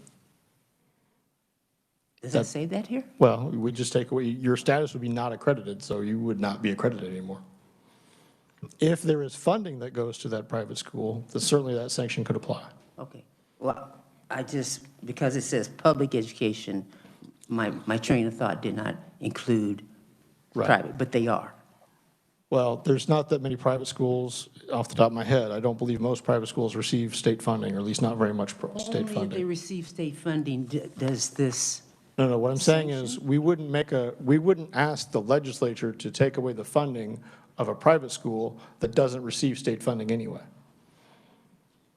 Okay, so this just reference taking away state funding, removing. That's, I'm talking about the very bottom line, right? Okay. Like the most severe sanction that we would impose. You're right. There could be a recommendation, and it does only apply to the public education system. We're not talking about rearranging what a private school would do. Okay, That's right. Thank you, Madam Chair. Yes, Senator Warren. Thank you, Madam Chair. The State Board of Education then it has been its longstanding policy, it looks like, as part of its sanctioning authority to make recommendations to the legislature that the legislature, I'm reading in subsection B3, approve a reduction in state funding to the public education system by an amount that will be added to the local property tax imposed by the governing body. So the State Board of Education, if it sees, for instance, that a public education system isn't meeting the requirements that you have 21 credits graduating high school, things like that, that the legislature approve a reduction in state funding. I mean, it is the legislature that controls appropriations, but the state board would then see it as an appropriate sanction that, well, the reduction in state funding to that public education system would be appropriate. It would have to be, like I said, it's never happened, so it would have to be a pretty egregious, no, we've drawn the line, we're not following your rules, we're not changing anything, I would think, before the state board would ever think about going down that road. Right, I'm just talking Right. about it's an available Yes. sanction according to the Kansas State Board of Education, that they would in fact also recommend that the legislature approve a reduction in state funding for that public education system. That's correct. Yes, thank you, Madam Chair. All right, were there any other questions or comments? All right, you may continue. Yep. And then on 913141, public disclosure, we just tried making that cleaner. Again, the regulation was originally adopted well before we had websites. And so now, if you are participating in KISA, we just wish that on the homepage of your official website, and every school has an official website, that there would be a link to the KSDE report card. That way, it's easier for the public to see information that we are reporting about how well that school district is performing.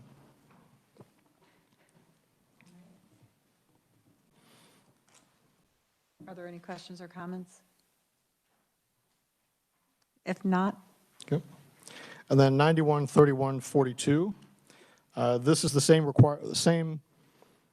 thing that's been available for years, that if there was an education system that wanted to ask permission to not abide by one or more of the accreditation requirements, such as we have to have fully licensed teachers for a certain curriculum, for example, they could ask for authority from the Commissioner of Education to do that, and if there was sufficient evidence, the Commissioner and the State Board could, or pardon me, the State Board could grant that waiver. all right, Senator Warren, you have a question. Thank you, Madam Chair. If we could go back to the regulation 913141 regarding public disclosure, we hear a lot these days about transparency, and I think prior testimony today, in fact, talked about that. The changes here in 41 regarding public disclosure, the changes are striking specifically certain disclosures, and now the disclosure would just be a link to the Kansas State Department of Education report card. Mm-hmm. Does the report card contain all of the criteria, and we're just making it cleaner in the regulation? Is that what the regulation does? It's not restricting the information that was previously provided but now isn't. Is that right? That's accurate. Okay, so it's just kind of cleaning it up and putting it all into the report card and making it state that at all times each education system shall provide this information, correct? That's correct. Is this, so this, is it true that each public education system is required by the State Board of Education to maintain an official website? It is, and if I apologize, I did not print 725170 or 1181. Pardon me. So there are reports that are required by 72-1181, which went into law July 1st, 2019. It does say all reports prepared pursuant to other statutes shall be published on State Department of Education's website with a link to such reports. Those are the accountability reports. Same thing as the report card. And the reports prepared for each school district and each school operated by such school district shall be published on each school district's website. So that's actually required by state statute, and the regulation is just written to incorporate that that statute. Great, and thank you for educating those following along online on that issue as well. Thank you, Madam Chair. You're welcome. And- Senator sorry. Tyson. Thank you. A follow-up to that, if I may, Madam Chair. Absolutely. Thank you. In the rules and regs, you do have dates certain that they will be posted by. From what you just read, that would go away? There's not a time deadline any longer. It is, as soon as this becomes law, get it on your website. Yeah, but that would be my concern. This says within 60 days currently that it would be made available, and you're removing that standard for transparency. Wouldn't that be correct? No, I think it's literally the next day after this becomes published, it needs to be published. It's not a 60-day deadline, it's publish it. But there's nothing to hold to that. We also have a deadline, let me give you an example, for local governments to turn in their budgets and information to the Department of Administration. Okay, it's in statute, they're supposed to do it by year end. We were told that in February that those reports still hadn't been filed. So if there's no teeth in this, what standard do they have? They could just read it as, oh, well, whenever we can get it available. Thank you, Madam Chair. You're welcome. So if I may answer the question. Please. No, the intent is not to give them more leniency. It's actually less leniency, and if at any time the department realizes they don't have a link or they're not publishing it correctly, that could be a basis by which the department and the state board would go back and look at their accreditation. Yes, please, Senator. Thank you. Your language, I would ask that you take a look at your language then, your recommended changes for 913141, and put in there that you expect that to be posted immediately. Okay, duly noted. Thank you. I have to agree. When you don't put a time deadline on it, I don't know if you have any children, but when I've said I want your room clean, my anticipation is that they do it right away and they'd be out the door. So we all are human nature. A lot of us procrastinate. And so I think it's a wise choice to put a deadline in it for your districts. Thank you. Representative Carmichael. Thank you, Madam Chair. I may have misunderstood the remarks of the chair, but when I was a small child and my mother told me to clean up my room and I didn't clean up my room, thank goodness she didn't put me out the door. Thank you, Madam Chair. No, they ran out the door. You may continue. Oh, I'm sorry. Thank you, Madam Chair. And I guess that was my question, and you already said that the districts are aware of this, so as soon as it's passed, they know it's required.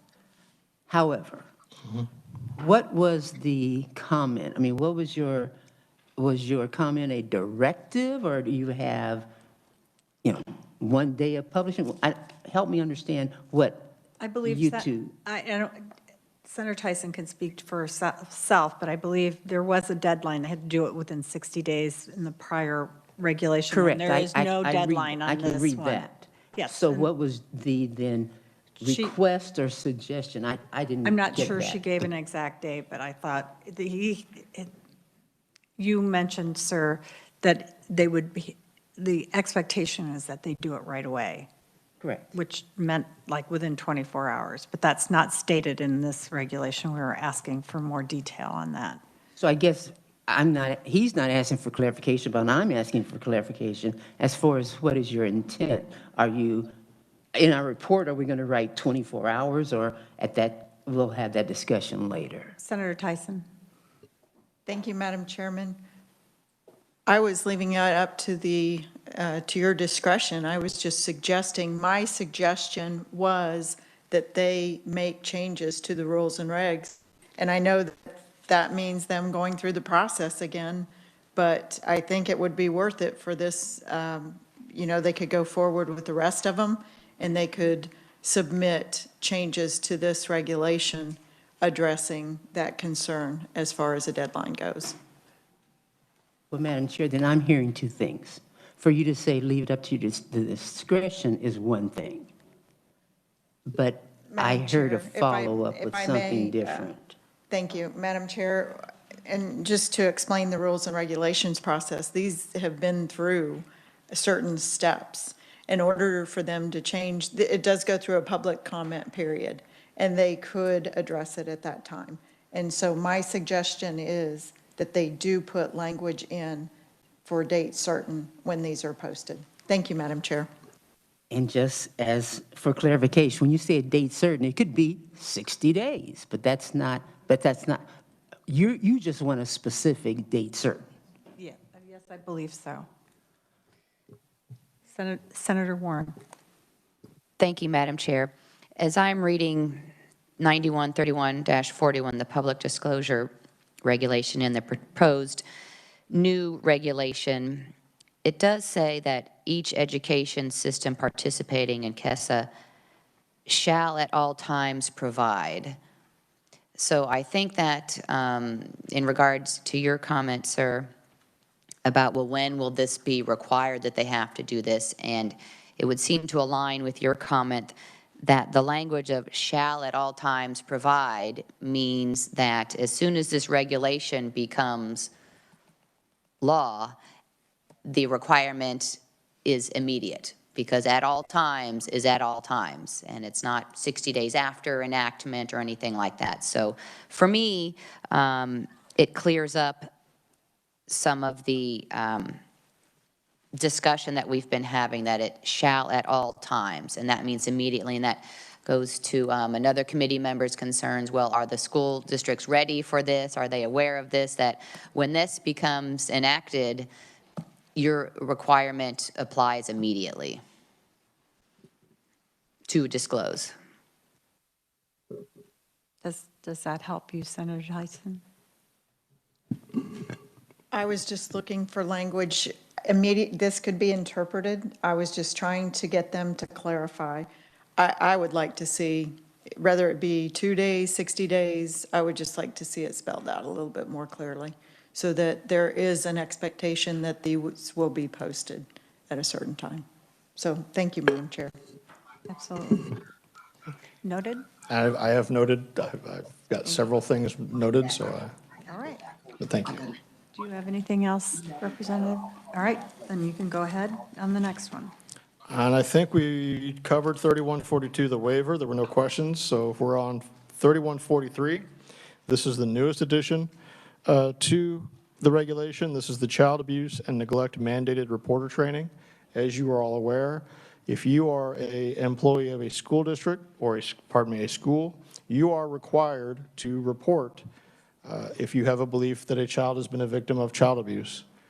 This is requiring school districts to provide training on that so that school officials, school employees, everyone is aware not only what are some signs and symptoms of potential child abuse and sexual abuse, but what exactly is your responsibility to report that. That was a request, I believe, of the legislature. That has also been a request from the field, and so we're adding that as a requirement to be accredited. All right.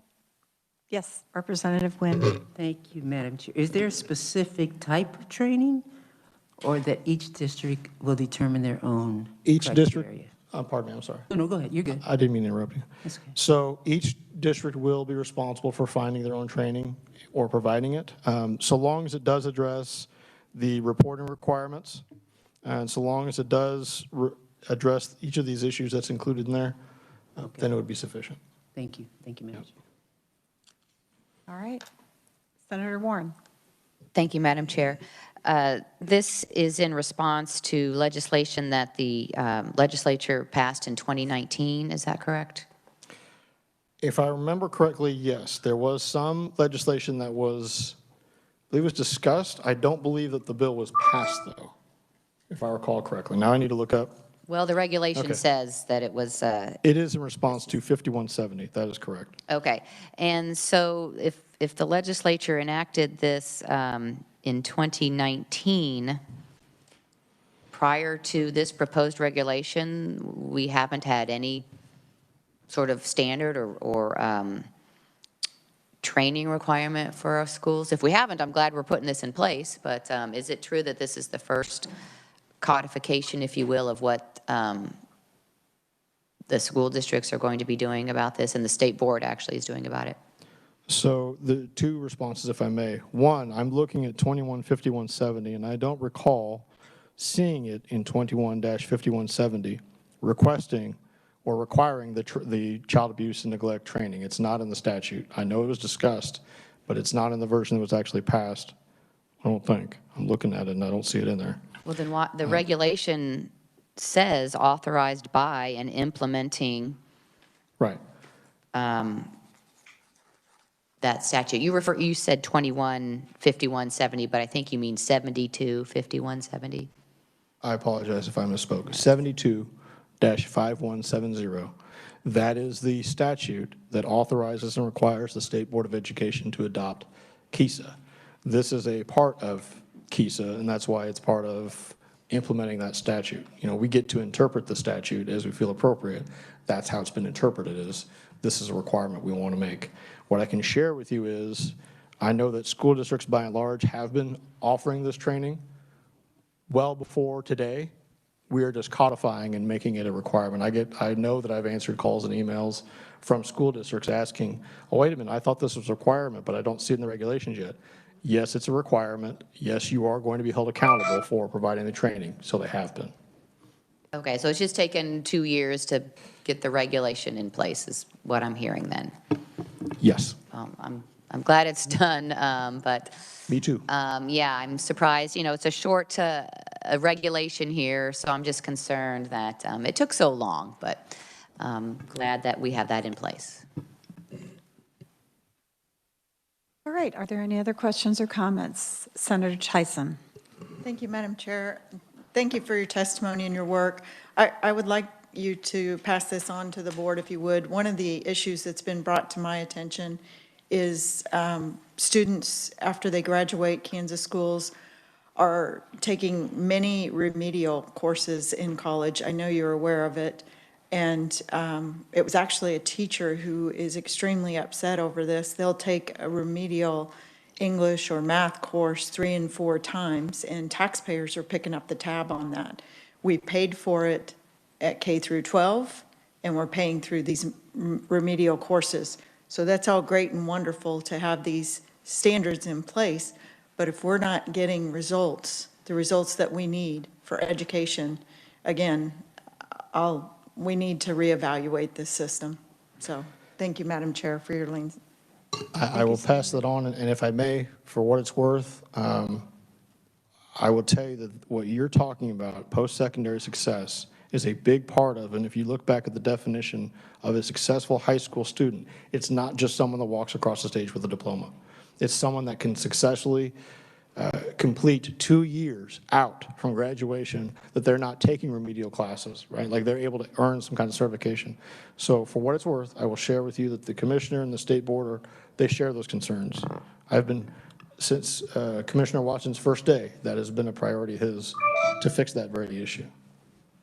Yes. But I'll share your comment. No, thank you. I appreciate that. And what I would add on is the definition also includes to be successful in society, not necessarily that they continue their education. So I do appreciate that definition also. Thank you, Madam Chair. Representative Carmichael. Thank you, Madam Chair. I don't know if my friend the senator's comments are going to be a part of our report or not, but at least this legislator's opinion is you give children remedial training for as long as is necessary so that they can be an educated and functioning member of our society. And if it takes 1 class, 2 class, 3 class, 5 classes, I'm prepared to pay for it. Thank you, Madam Chair. If there's nothing further?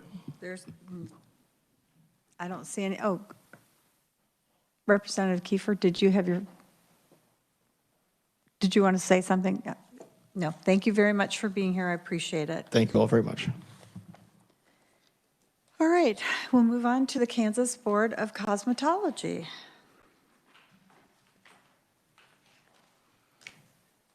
Madam Chair, may I respond to that last comment? Yes, Senator. Yeah, there was no indication on my statement as to whether we continue to pay or not. My statement was the system is broken and we need to find out and address as to why the system is not working. We're failing the students, we're failing the taxpayers. Thank you, Madam Chair. Thank you, Senator.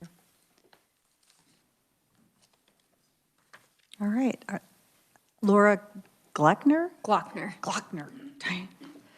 Thank you for being here. Thank you, Madam Chair, and committee members for the opportunity to present these regulations to you today.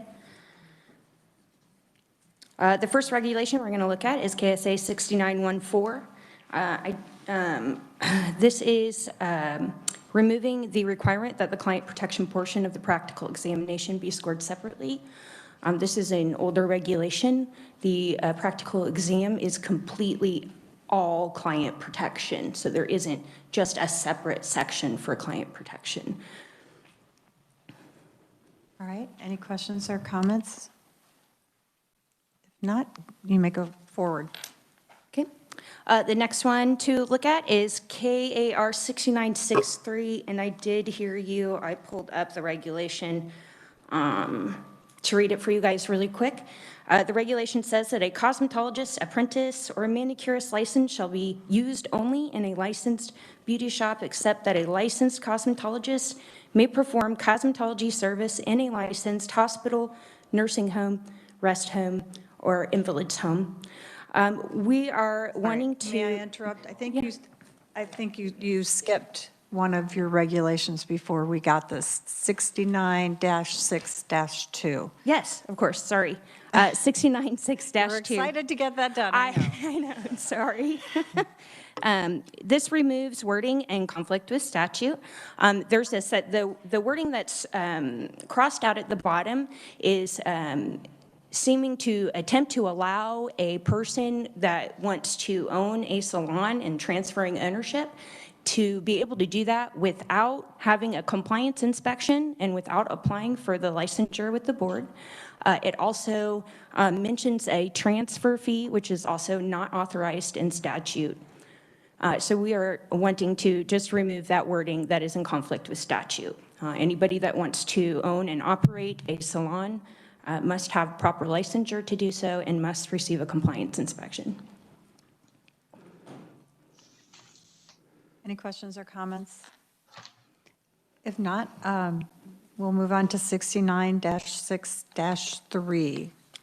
And would you like me to read the regulation again? I think that we've received it in front of us as well, so. So the first, we have. Can you hold on just one second, please? It's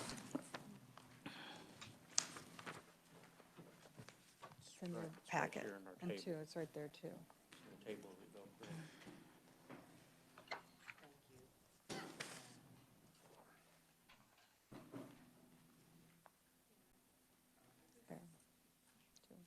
There it is. It's right there, and then they have it. Yes.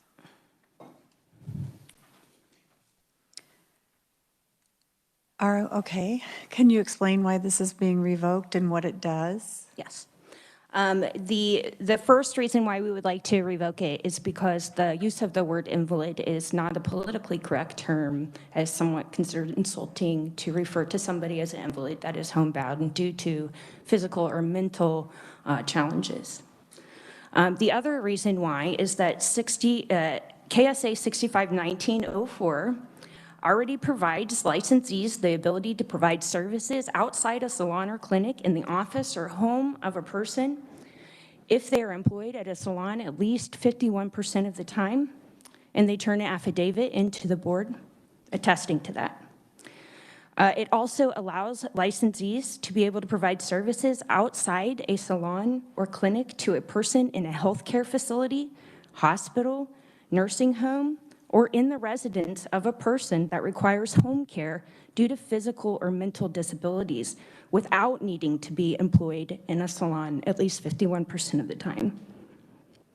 KSA 1904A also requires anybody that would like to operate a salon or clinic, whether it be inside of a nursing home or Walmart or JCPenney's, that they're properly inspected for the KDHE infection control regulations and they receive proper licensure. 6963 has been interpreted by some as to allow a licensed or a salon or clinic within a nursing home to operate without licensure or health and sanitation inspections. Okay. Senator Tyson. Thank you, Madam Chair. This is not the first time this board. Let me start with, how many businesses did you guys put out with your rules and regs change from, was it last year or the year before, Madam Chair? The year before. Our licensure has increased.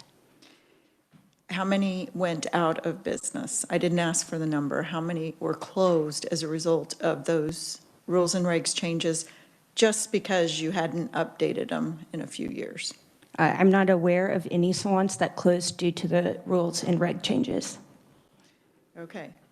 So I do know that you put a burden on many small salons, and I don't understand what changed in statute or why all of a sudden this is a rule and reg that is being revoked. This has major impact to many individuals throughout the state. And I have grave concern over this, Madam Chair. All right, look, Would you have a problem with some testimony coming in between here of people wanting to ask questions about this and raise at all. issues? Okay. Is Rachel here? Rachel, would you like to come up? Rachel, okay, I'm going to mess up your last name. Monger? Oh.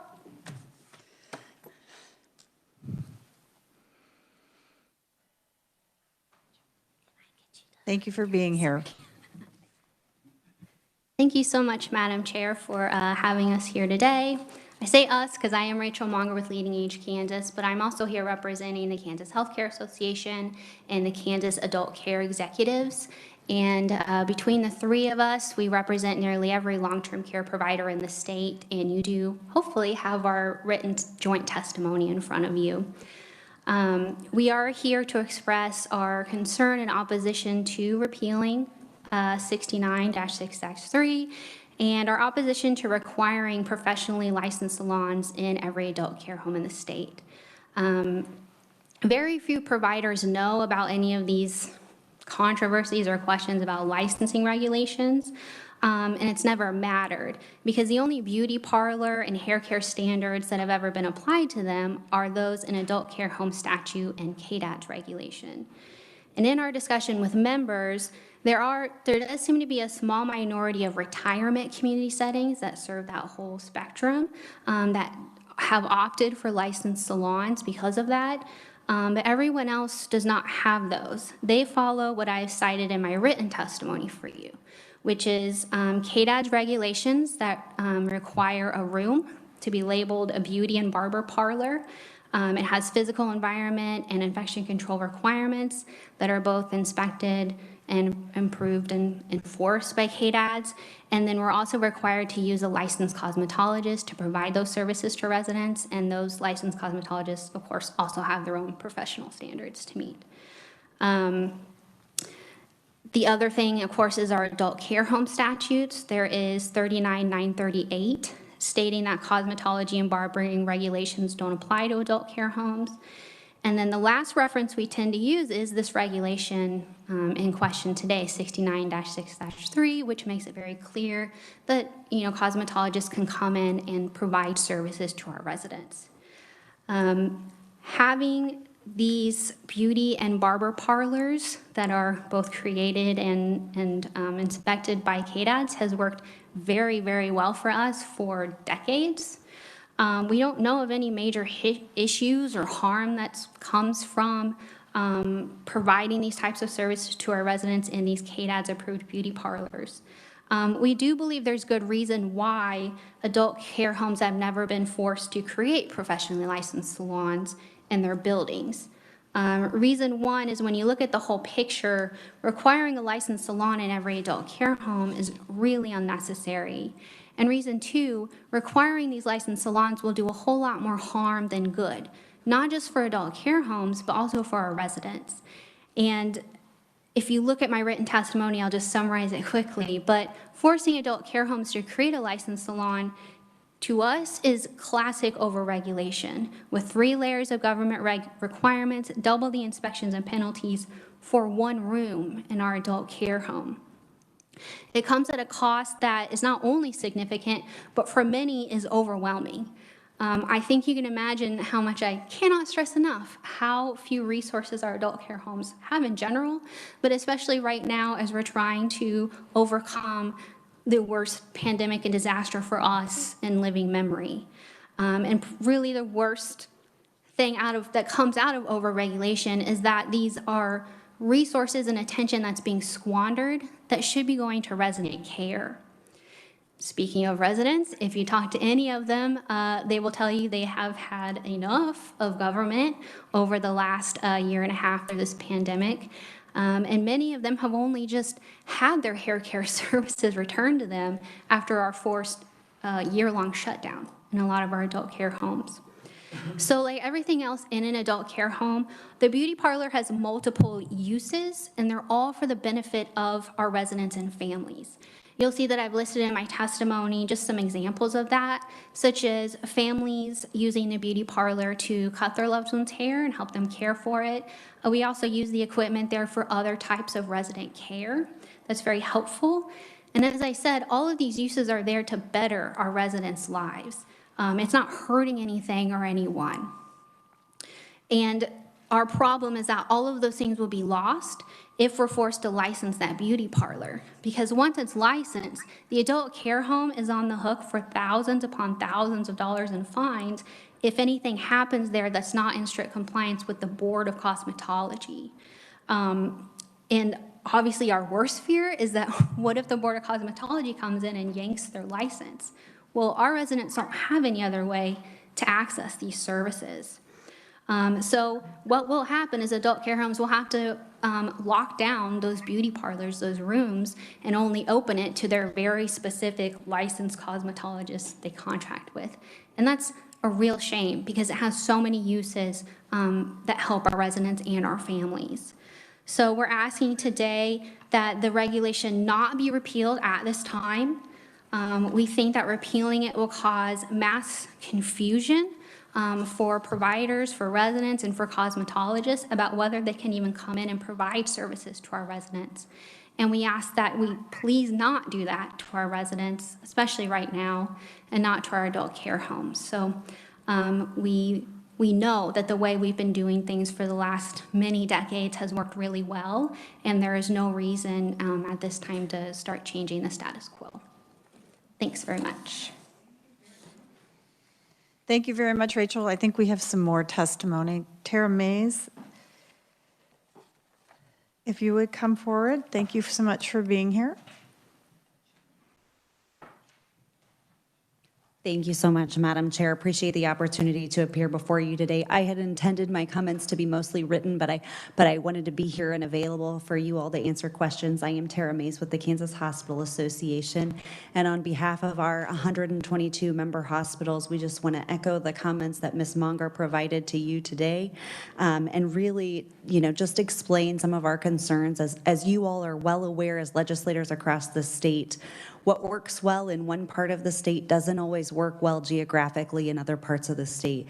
And while our hospitals deal with these issues in a variety of different ways by either providing the opportunity for cosmetology services on site to come in and provide those services, or taking residents or in those particular situations to get cosmetology services, we do have some, as Ms. Monger mentioned, that do have a licensed salon. So we have a variety of ways of dealing with those things, and that flexibility really does allow patients to be served in the right way at the right time. And so that's really important for our hospitals. I might just emphasize that these are critical services for our patients, and we know that, and we want to be able to focus on patient care in the areas of health rather than diverting the attention to establish and maintain licensed salons, as Ms. Monger suggested. This does seem to us to be an area that isn't broken right now, and we are unsure if this may be a solution in search of a problem. And so with that, I won't take up any of your time, but I'd be happy to answer any questions. Thank you. All right, thank you for being here. Is there anyone else that's here who would like to come up and say anything? All right, is there anyone in our committee that would like to say something else? Yes, Representative Nguyen. Thank you, Madam Chair. And you have to help me. I'm a little confused because I'm from a distance. Are these two agencies knocking heads? I mean, if an inspection is required by one and you're required, this one inspection couldn't meet both agencies or any agency's requirement. We did attempt, the board did work with KDADS to attempt a MOU. KDADS became unresponsive when the board requested that we be able to train the KDADS inspectors to properly inspect the salon for the KDHE health and sanitation requirements. And I guess, thank you. And can I ask the people who? Absolutely. Okay. So not to hang on the words at this time, but what does that mean? Do you think it's going to happen, or you want a period of a further conversation or never to happen? I don't know. I'm just asking for clarification, please. I think I was trying to be very diplomatic because, oh, I'm sorry, this is Identify Rachel yourself Monger again. with Leading Age Kansas, everyone listening. I was trying to be diplomatic in stating that because obviously the Board of Cosmetology has questions or something going on there. And so we're not going to come here and just say, dismiss it all, but we really don't think this is the time or that it's necessary to be repealing this at this time. And if I may, are you aware of the first question I asked and the response of the lack of communication, for lack of better, my interpretation, From KDADS between KDADS and Well, I can't Cosmetology? speak for either agency, but we have always been told by KDADS that we do not need to have licensed salons. Okay, I'm sorry, that may not have been the question. Are you aware of her response? Not to say yes or no, just are you aware of, what did you say, an attempt to have an MOU? Are you aware of that? Oh, yeah, Ms. Glockner told me that they had tried Okay. to do that. I think, what did we talk last week? Yeah, both Rachel and I have talked about this, and there's definitely, this is a regulation. Could you move towards the microphone, please? This Thank is you. actually, a regulation, which I know a lot of you understand that really the conversation is about the statute, and we have conflicting statutes. So definitely, Rachel and I talked about that, and we are both willing and wanting to work on this with the legislature. It's actually up for revision in HB 2161. The board has offered some recommendations to that statute to help clarify the wording. And I believe that that would be a really good opportunity to get into some detailed discussions about whether this body wants the Board of Cosmetology to license the salons within these facilities or not. Because we're getting, the statutes conflict for us, and we're getting conflicting messages, and this is actually not a new thing. It spurs up maybe every couple of years. The last time it spurred up in 2019 was when Rachel did an article in Leading Age telling people that they didn't have to be licensed to operate a salon in a nursing home. And then that information was also coming out of KDADS. We did send a response letter to them to explain to them that we are required by statute to license those salons. I also provided the committee in advance with an attorney general's opinion. Going all the way back to 1974, this has been an issue. It causes constant confusion to our licensees. I also provided the committee with letters that we received from our licensees wanting to stop their licensure with the board, basically pull their licensure because they don't need to be licensed. As long as we're having the conversation now, I absolutely think that there could be an MOU, but I do think that those salons, if you're going to provide salons, beauty salons in these places, that they should meet or even exceed the expectations of a salon anywhere else. So that would be the board's stance. It's a part of the public that is higher risk anyway. And the only thing that happens when you require licensure from the Board of Cosmetology is you pay $50 every year and you get a health and sanitation inspection for the KDHE health and sanitation regulations. And I would wonder why you wouldn't want that in an environment like that. Okay. I just asked, was there aware of the communication? So I appreciate all that, and thank you. Thank you, Madam Chair. Thank you, Representative Carmichael. Thank you, Madam Chair. I have a number of concerns about this, and I hope the committee will be patient with me because I think there's a number of questions that ought to be asked here. Let me start out with the chair's permission with just a very basic proposition. KDHE, KDADS. What does KDADS inspect as it relates to salons? I do not know. Do they inspect them at assisted care facilities? Do they inspect them at skilled nursing homes? Do they inspect them at adult communities which are not licensed? What do they inspect? Do you know? No. Don't have any idea what KDADS does. Okay, now what about KDHE? Where do they do their inspections as it relates to salons? KDHE is related to the Board of Cosmetology in that KDHE is empowered by statute to write the health and sanitation regulations for the professions under the Board of Cosmetology and the Board of Barbering. So they write, and then the statute empowers the boards to enforce the KDHE health and sanitation regulations. So KDHE, as you understand it, does not inspect salons? No. They just write regs. Who inspects salons outside of the healthcare settings that we're discussing? The Board of Cosmetology inspectors. Okay. Has there been some instance in adult care facilities that are the responsibility of KDADs to inspect, where there has been transmission of disease or some problem that you're trying to remedy in an attempt to protect the public safety?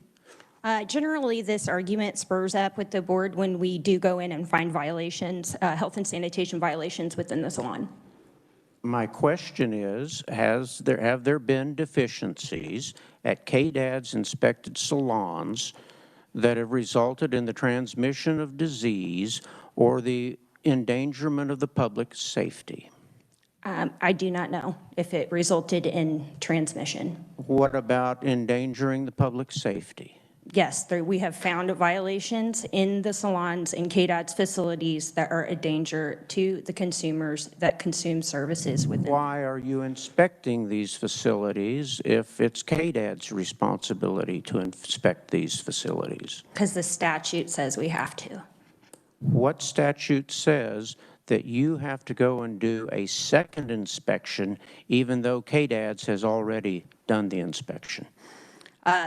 Nothing. There's nothing that prevents us from doing an MOU to allow KDAD's inspectors to do that. That's not my question. I'm asking what statute requires your board to go inspect the same salon that KDAD's already has a statutory responsibility to inspect? That would be 65-1904A. Okay, I have 1904A in front of me.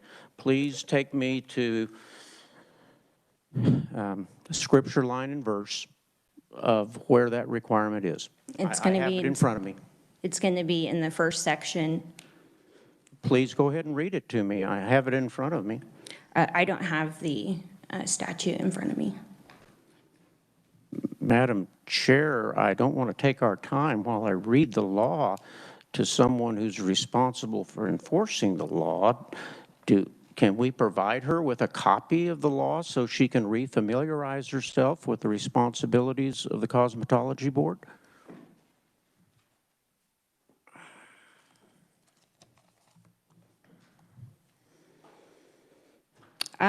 This is the bill HB 2161, so it's a markup version. No, I'm not talking about HB 2161. I'm talking about the presently existing KSA 63-1904A as last amended effective July the 1st of 2014, some 7 years ago.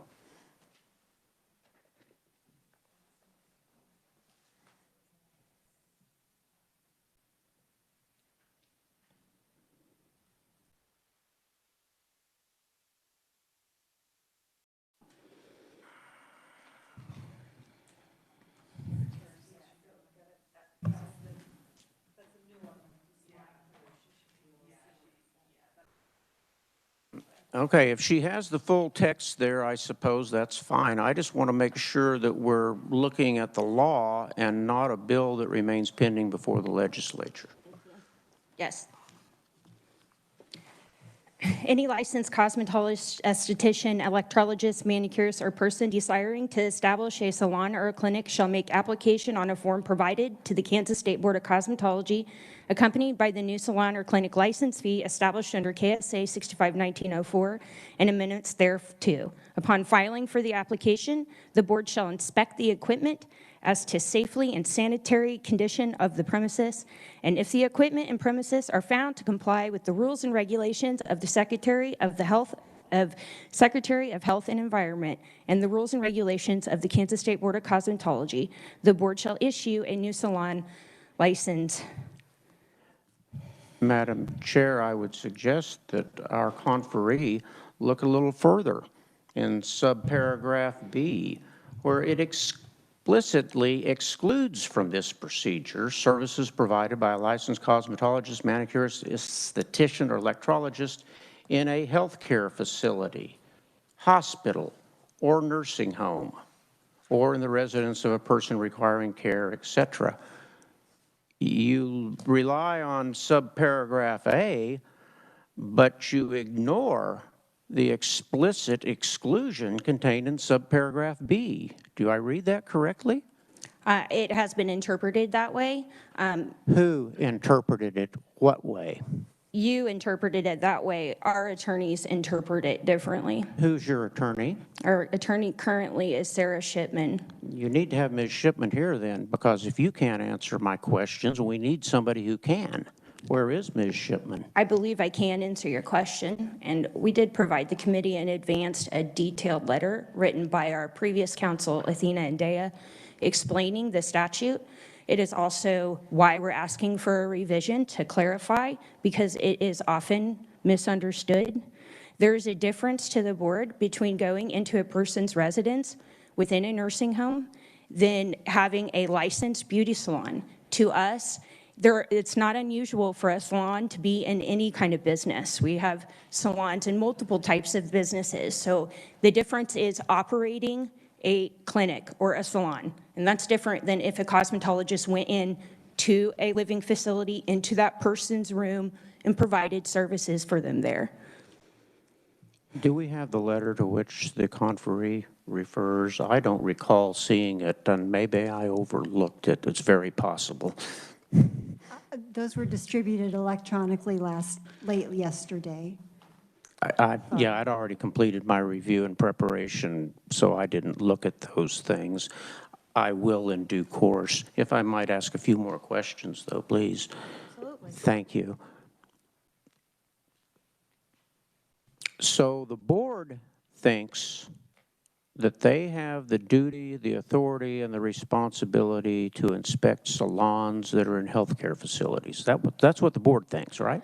Yes, sir. It's also supported by an Attorney General's opinion in 1974, which You're the referring committee to has. Vern Miller's opinion back in 1974.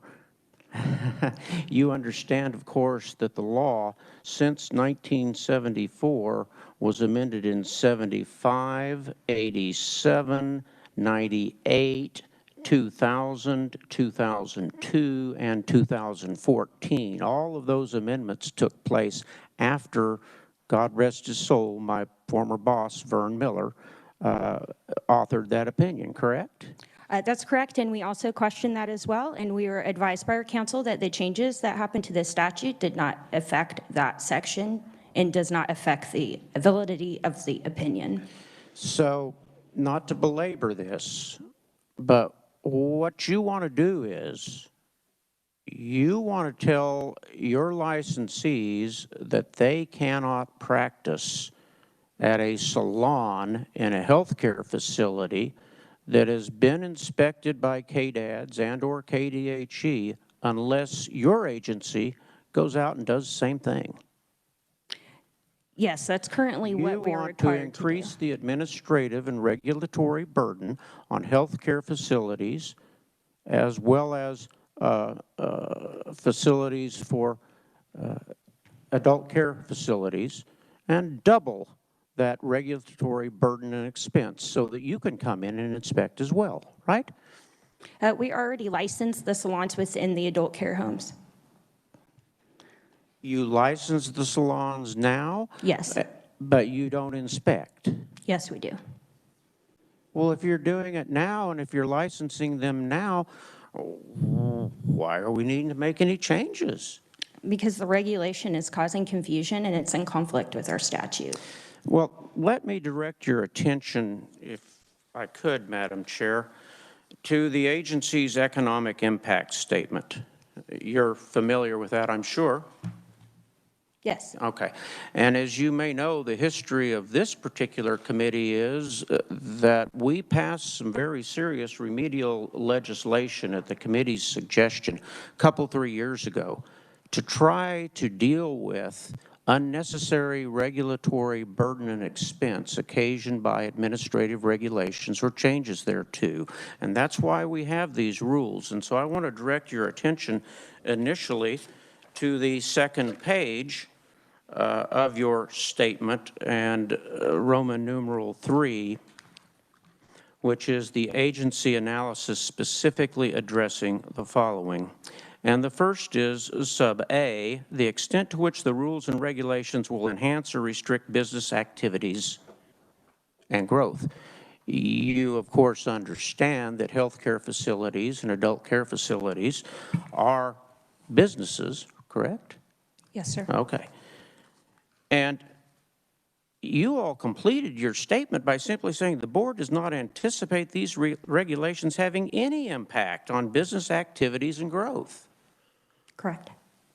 Why do you think a rule which would prohibit your licensees from practicing in a hospital or in an adult care facility unless you've inspected it too would not have any impact on those businesses?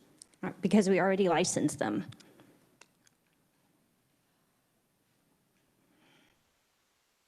Then in sub B, the economic effect, including a detailed quantification of implementation and compliance costs on the specific businesses, sectors.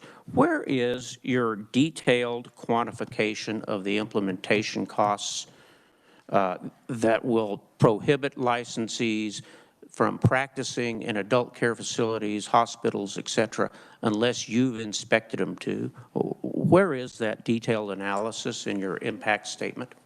We did not provide a detailed analysis of that in the impact statement because we do not believe that it would impact them because we already licensed them. So you started out with the presumption it wouldn't cost anything, and because you presumed it wouldn't cost anything, you didn't look any further. Is that the way it works at your board?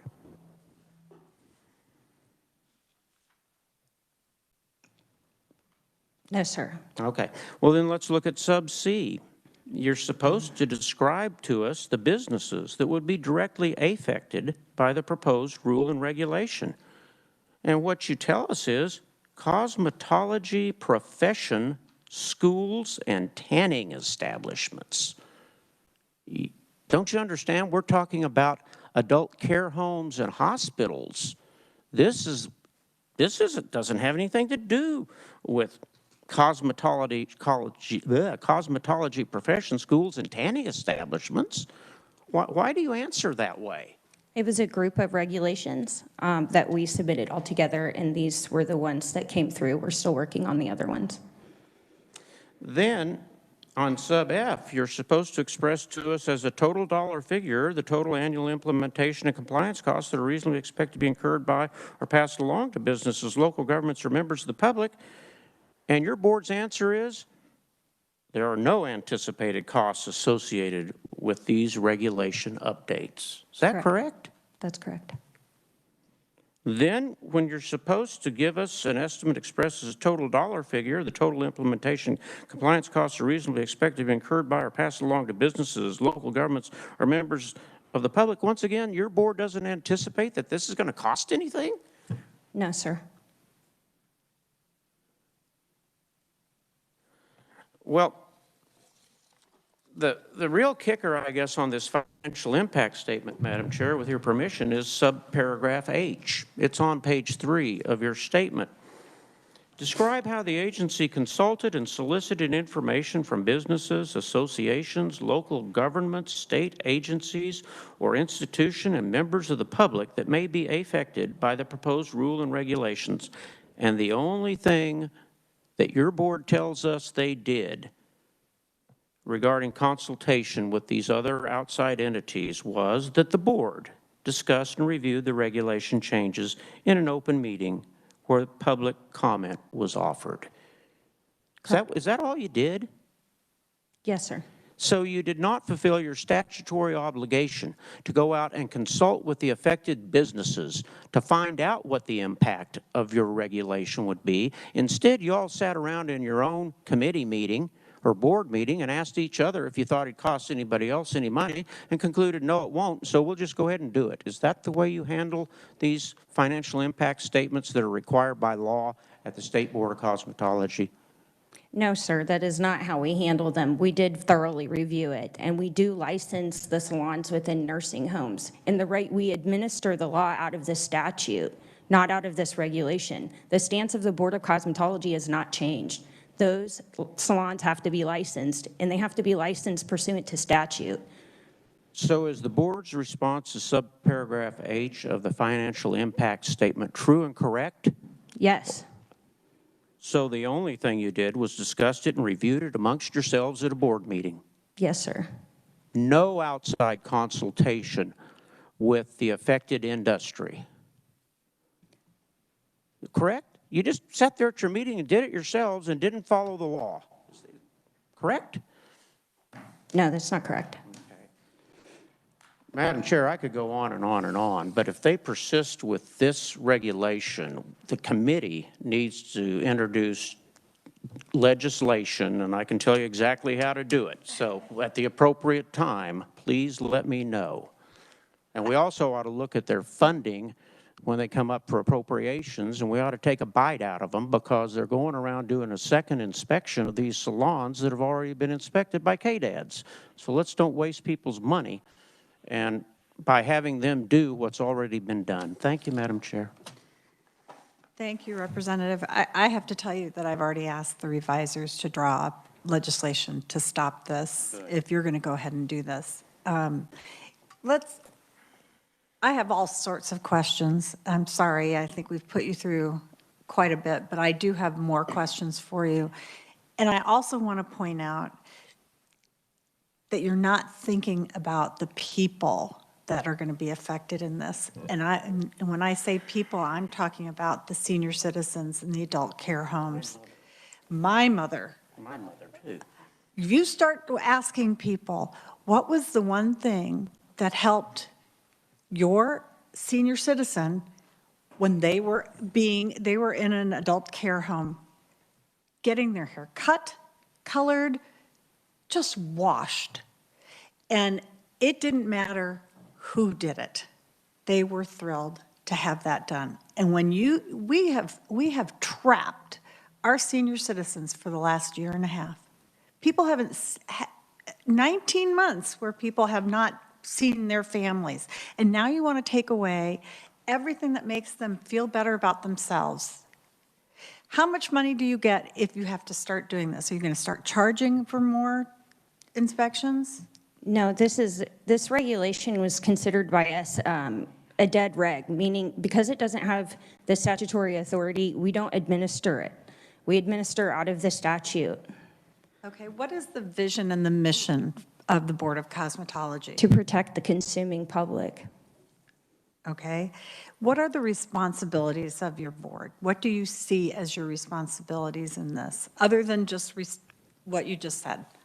Our responsibilities as a board is to protect the consuming public, draft regulations, provide statutory recommendations, issue licensure, determine training qualifications for that licensure.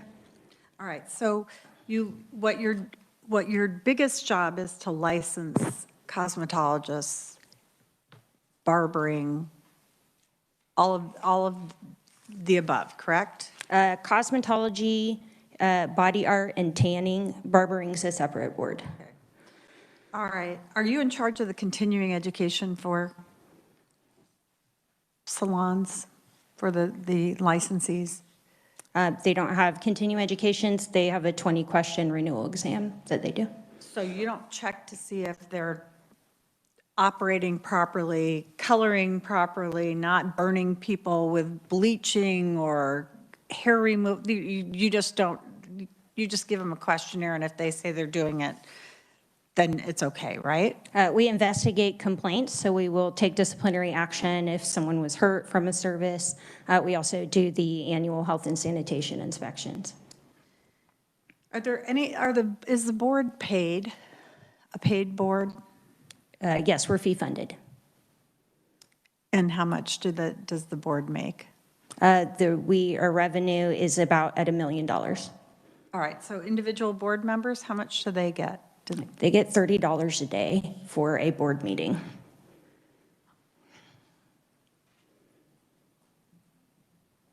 So how does this impact funeral homes? And mortuary, How does it affect the hair and makeup with someone who is deceased? we actually also have an attorney general's opinion on that because that's come up as well. Mortuary, the opinion is that a deceased person is not a person as far as a person receiving cosmetology services. Mortuary Arts has training for their people to provide those services to the deceased. And so it is. If a cosmetologist goes in to a funeral home, is that a problem? No, it's not considered under the scope of cosmetology. All right. I am shocked.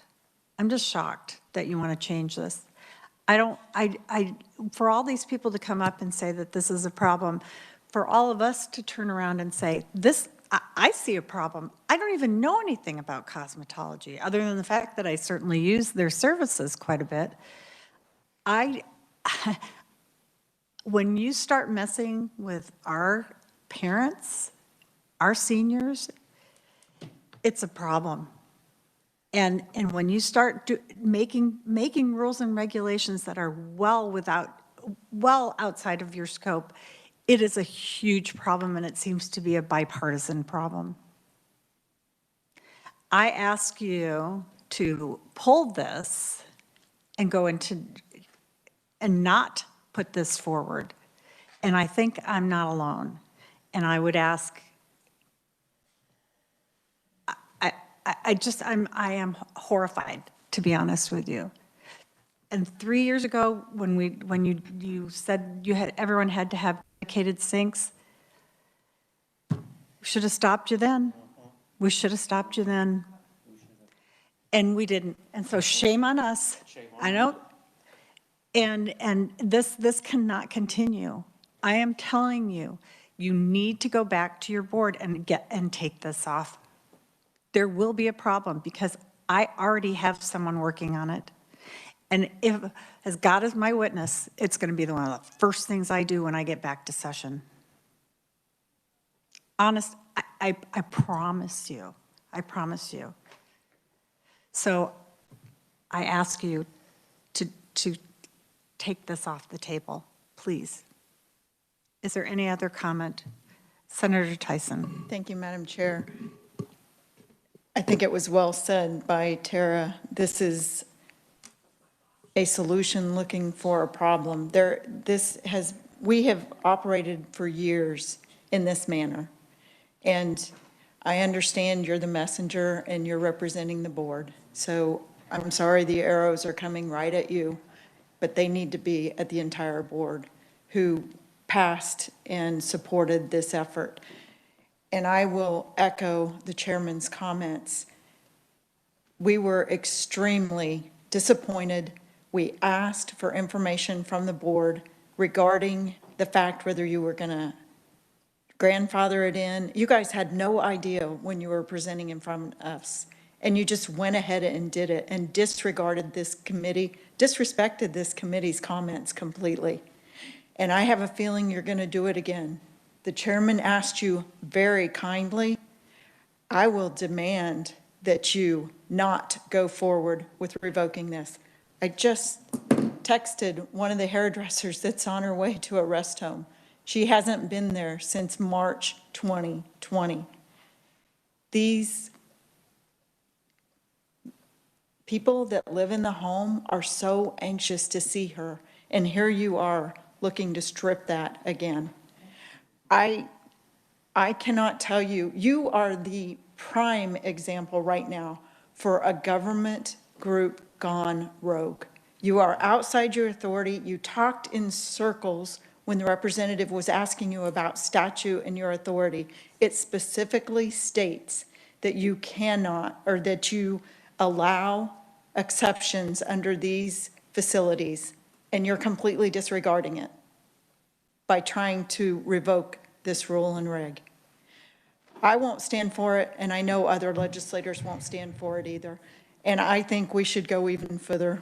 I agree with them on the funding for the board, how you're funded, how you operate. I think all this should come under review for the next legislative session. And I agree with the chairman. We'll be backing her up and making it a priority. I believe the chair of your board has signed on to WebEx. I'm not sure whether the chair would Yes. like to speak. I would. Can you guys hear me okay? Yes, would you Thank you. I was identify told- yourself, please? Yeah, David Yoakum, the chair of the Board of Cosmetology. I am on vacation, but I wanted to make sure I was on the call. I wanted to, if I could, a few minutes of the committee's time.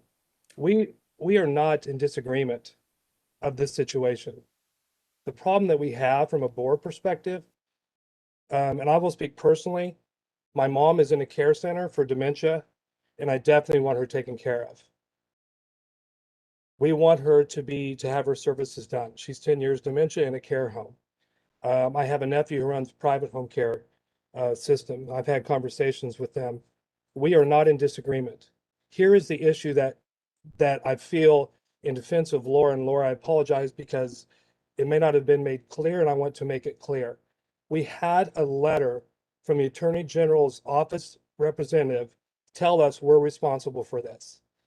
If this committee can help us fix that, we are perfectly fine with the situation. We do not disagree. The board does not disagree at all. We just want it clarified so we can clean this up. The regulation came up because it was confusing, and we are fully committed to working with KDADs and these care centers. If you guys can help us get an interpretation that says we're not responsible for it, we're perfectly fine with that. The board is not overreaching. We do not want to do this. We're perfectly fine with it. And I had been on this prior to Laura working on this, and I completely agreed that we could have the centers be responsible for it. But our attorney for the board told us we're responsible. So from a board perspective, please understand our stance. We support where you want to go with this, where I can tell you, and I may be removed as chair tomorrow, but I fully support not having this be an issue. If you can help us clarify that these are exempt so that the board's not responsible for it. That's where we're coming from. That's a little bit of the history. Any questions for me? Senator Tyson. Thank you, Madam Chair.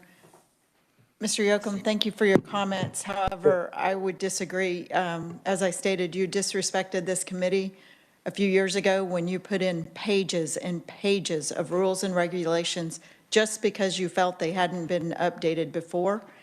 And this is not working with us. I know the statement was made that they want to work with the legislature. Revoking this rule and reg is not working with us. This is pulling the rug out from underneath an existing system.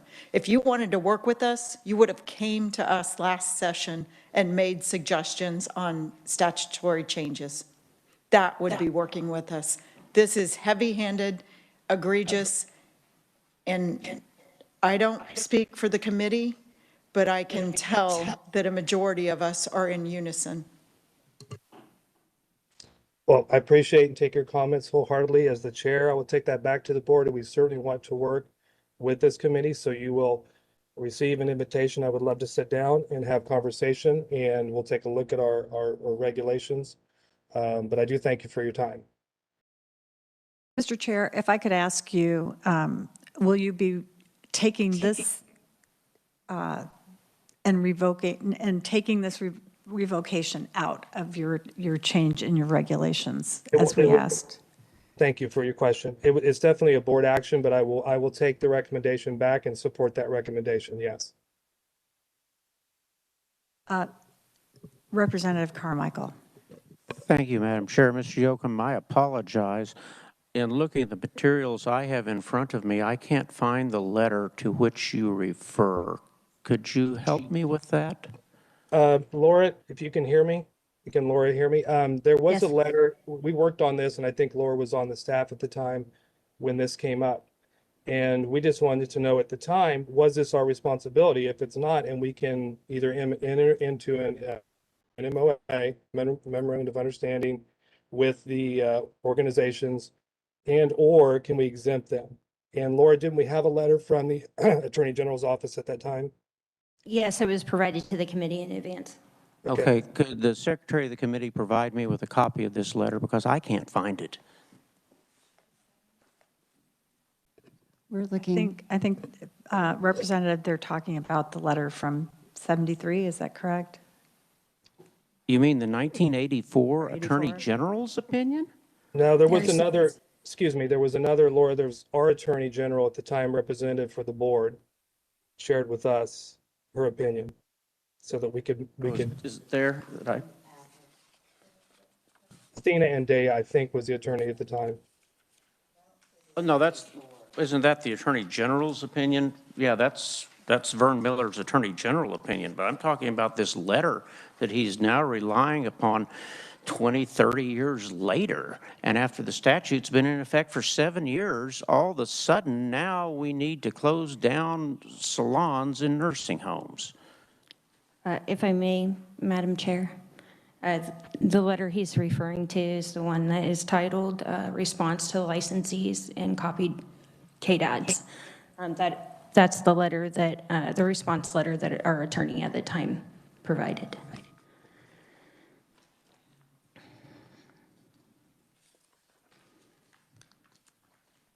So is it in this packet? If Yes, there It was is an your attorney, not omission, the it Attorney was- General.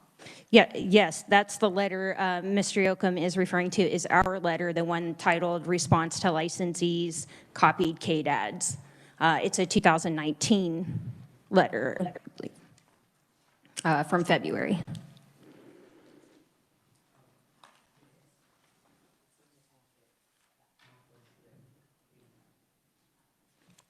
We also included a letter to KDADs in 2016. Okay, it's addressed to Melissa Densmore. That's what we're talking about.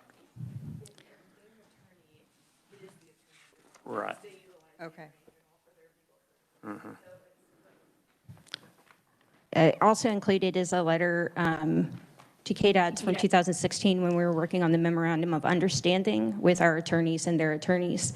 Both boards agree that the statute requires us to license the salons and clinics. So the letter in question was written 2 legislative sessions ago, and you could have, if you thought there was a conflict in the law, we could have resolved that in the legislature.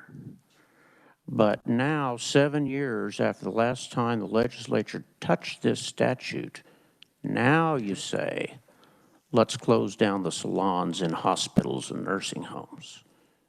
7 years later. Madam Chair, may I? Yes. We did request revisions to it in HB 2161. Last legislative session, we did not get a hearing. Well, I think if you do this, you're going to get a hearing. Thank you, Madam Chair. I believe he's correct. It also does not speak well when you take it to joint rules and regs when you know that we don't have the power to stop you. We just have the suggestion to stop you. And so that does not smell right either, in my mind. Is there any other comment or question?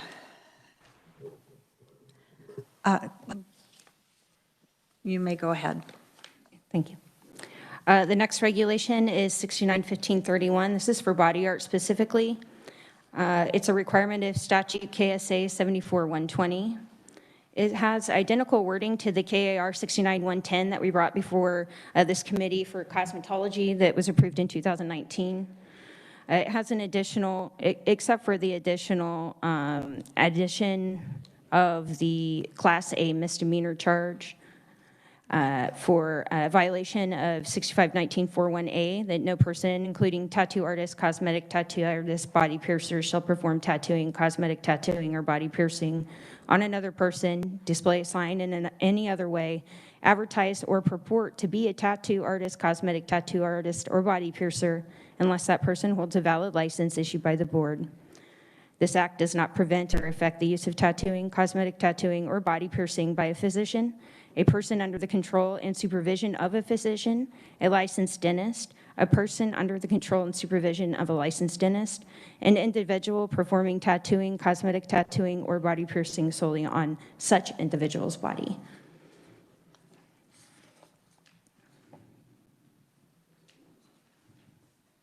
All right, Senator Fausto, I'm sorry if I didn't give you a chance to talk. I apologize. I was going through my email and I did not see that you wanted to. You go ahead. Sorry, we can't hear you. Madam Chair, thank you. This question is unrelated to your previous discussion, and thank you all for that discussion. If the, my councilman, my vice mayor, just texted me a question from a constituent, and if the conferee could take this question back and then email me a response, I'd appreciate it. So a cosmetologist from California now lives in Wichita. She only focuses on eyebrows. However, the state of Kansas requires an 18-month, I believe, course. And in that year's time or so, about a week of it is what she said only focuses on her specific course or what she would be doing. Is there any way that she could do a shorter course to do just eyebrows? Thank you, Senator Fausto, for that question. If she were, one point is that if she were a cosmetologist in California, she would qualify for reciprocity here and would be able to get a license to do such services. Eyebrow services or you could either do eyebrow services under the scope of practice of an esthetician who is required to have 1,000 hours, or a cosmetologist who has 1,500 hours. So nothing less. We don't have any kind of additional licensure authority from the statute.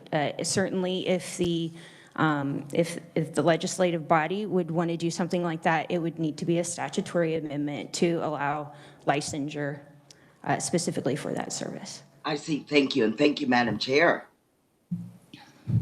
Thank you. If you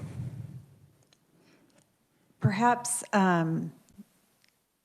what was I trying?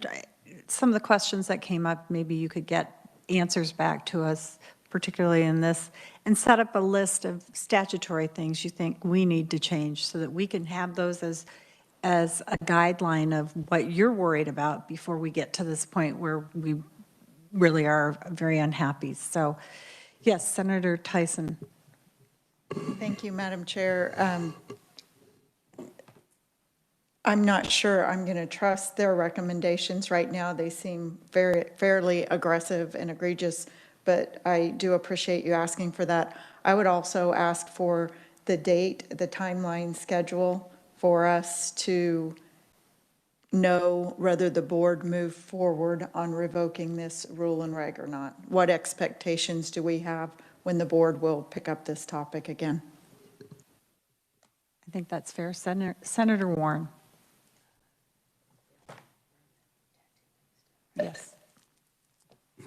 Thank you, Madam Chair, and thank you for your testimony here in committee regarding 691531 and the potentially disqualifying records.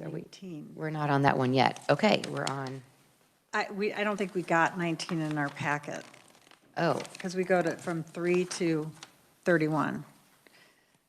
I know you read it to us, but I don't recall recall seeing it. Oh, are you referring to what I read that I was reading I was trying to provide Okay, that's the right. text for, we put into there that we put in there with the addition of a Class A misdemeanor charge language, and it says, a Class A misdemeanor conviction for a violation of KSA 65-1941 subsection A, and I read you the subsection A.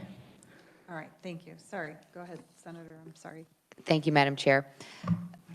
So you're getting the language from the statute 65-1941A.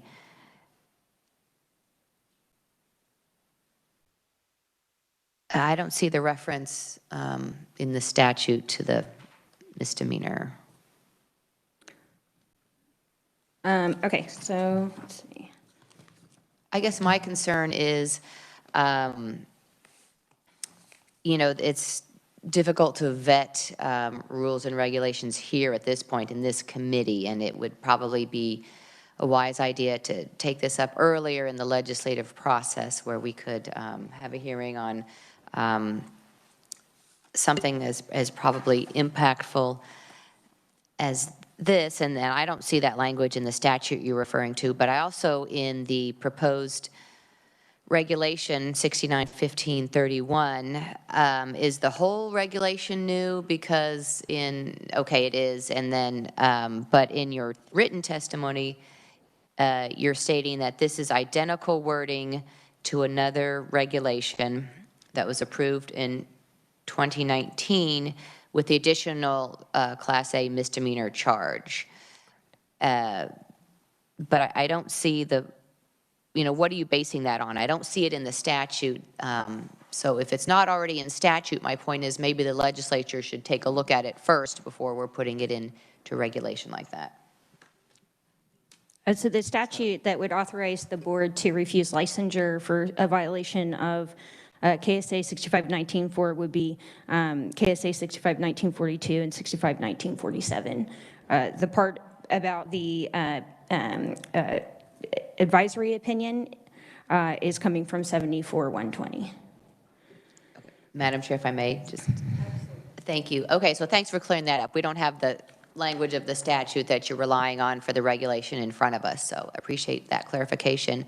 I mean, obviously, we want, there has to be a balance between over-regulating and keeping, public safety in mind. So if the legislature has looked at this elsewhere, it's just not here in front of the testimony in front of us, that's important to know. Thank you for that. Thank you, Senator. Thank you, Madam Chair. Thank you, Chair, for being here. Sorry to put you through the ringer, but we do have some definite concerns. And I will tell you, after a conversation via telephone with some researchers, the more regulations we have, the less economic growth we have in the state of Kansas. And it seems like all that seems to be done is more rules and more regulations and more hoops. And so I would ask that the Board of Cosmetology take a breather. I'll just leave it at that. I think that's the nicest way to say it. So thank you very much for being here. Did you have anything further to say? No, I would like to thank the committee for all of your questions. I apologize to you that you felt disrespected. I will make sure to follow up with you about the sink and provide you more details about that. I deeply apologize. It is not my intention to disrespect you in any way. I think that's pretty obvious. I think you didn't mean to. Senator Tyson. Thank you, Madam Chair. I don't think it was you, it was the board in general with their actions. So you personally have never been disrespectful to this committee. So thank you, Madam Chair.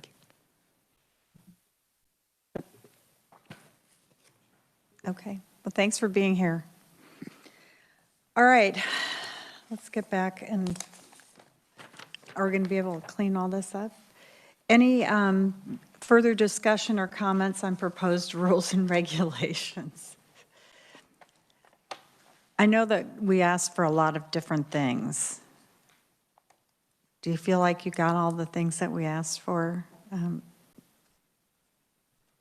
I will very much like to check with you before anything goes out. Okay, all right, I'd appreciate that. Was there any other staff that wanted to just question us about what we wanted or what we wanted to do? Senator Warren. Thank you, Madam Chair. I'm not staff, but a committee member. Right, for sure. And I was not a member of this committee when the sync regulation that you were talking about was put into place. But again, kind of to the point that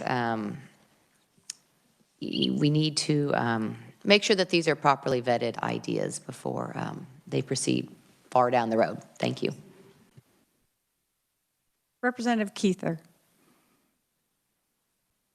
Thank you, Madam Chair. I was silent during all of that discussion because it was being well done by so many other people.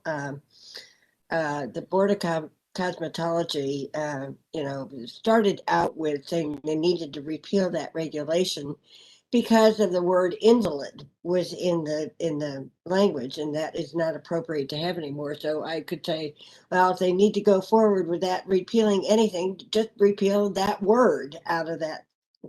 But I am in total agreement that this is a far reach and horrible precedent to go down, and we certainly need to address it. So I just wanted to let you know I support basically what was said. Thank you, Madam Chair. Thank you, Representative. We appreciate your comments. Was there anything else that I missed or didn't? All right. That being said, I would say this meeting is adjourned unless there's something that anyone wants to stop. Thanks for being here. Thank you, everyone, for working through the lunch hour.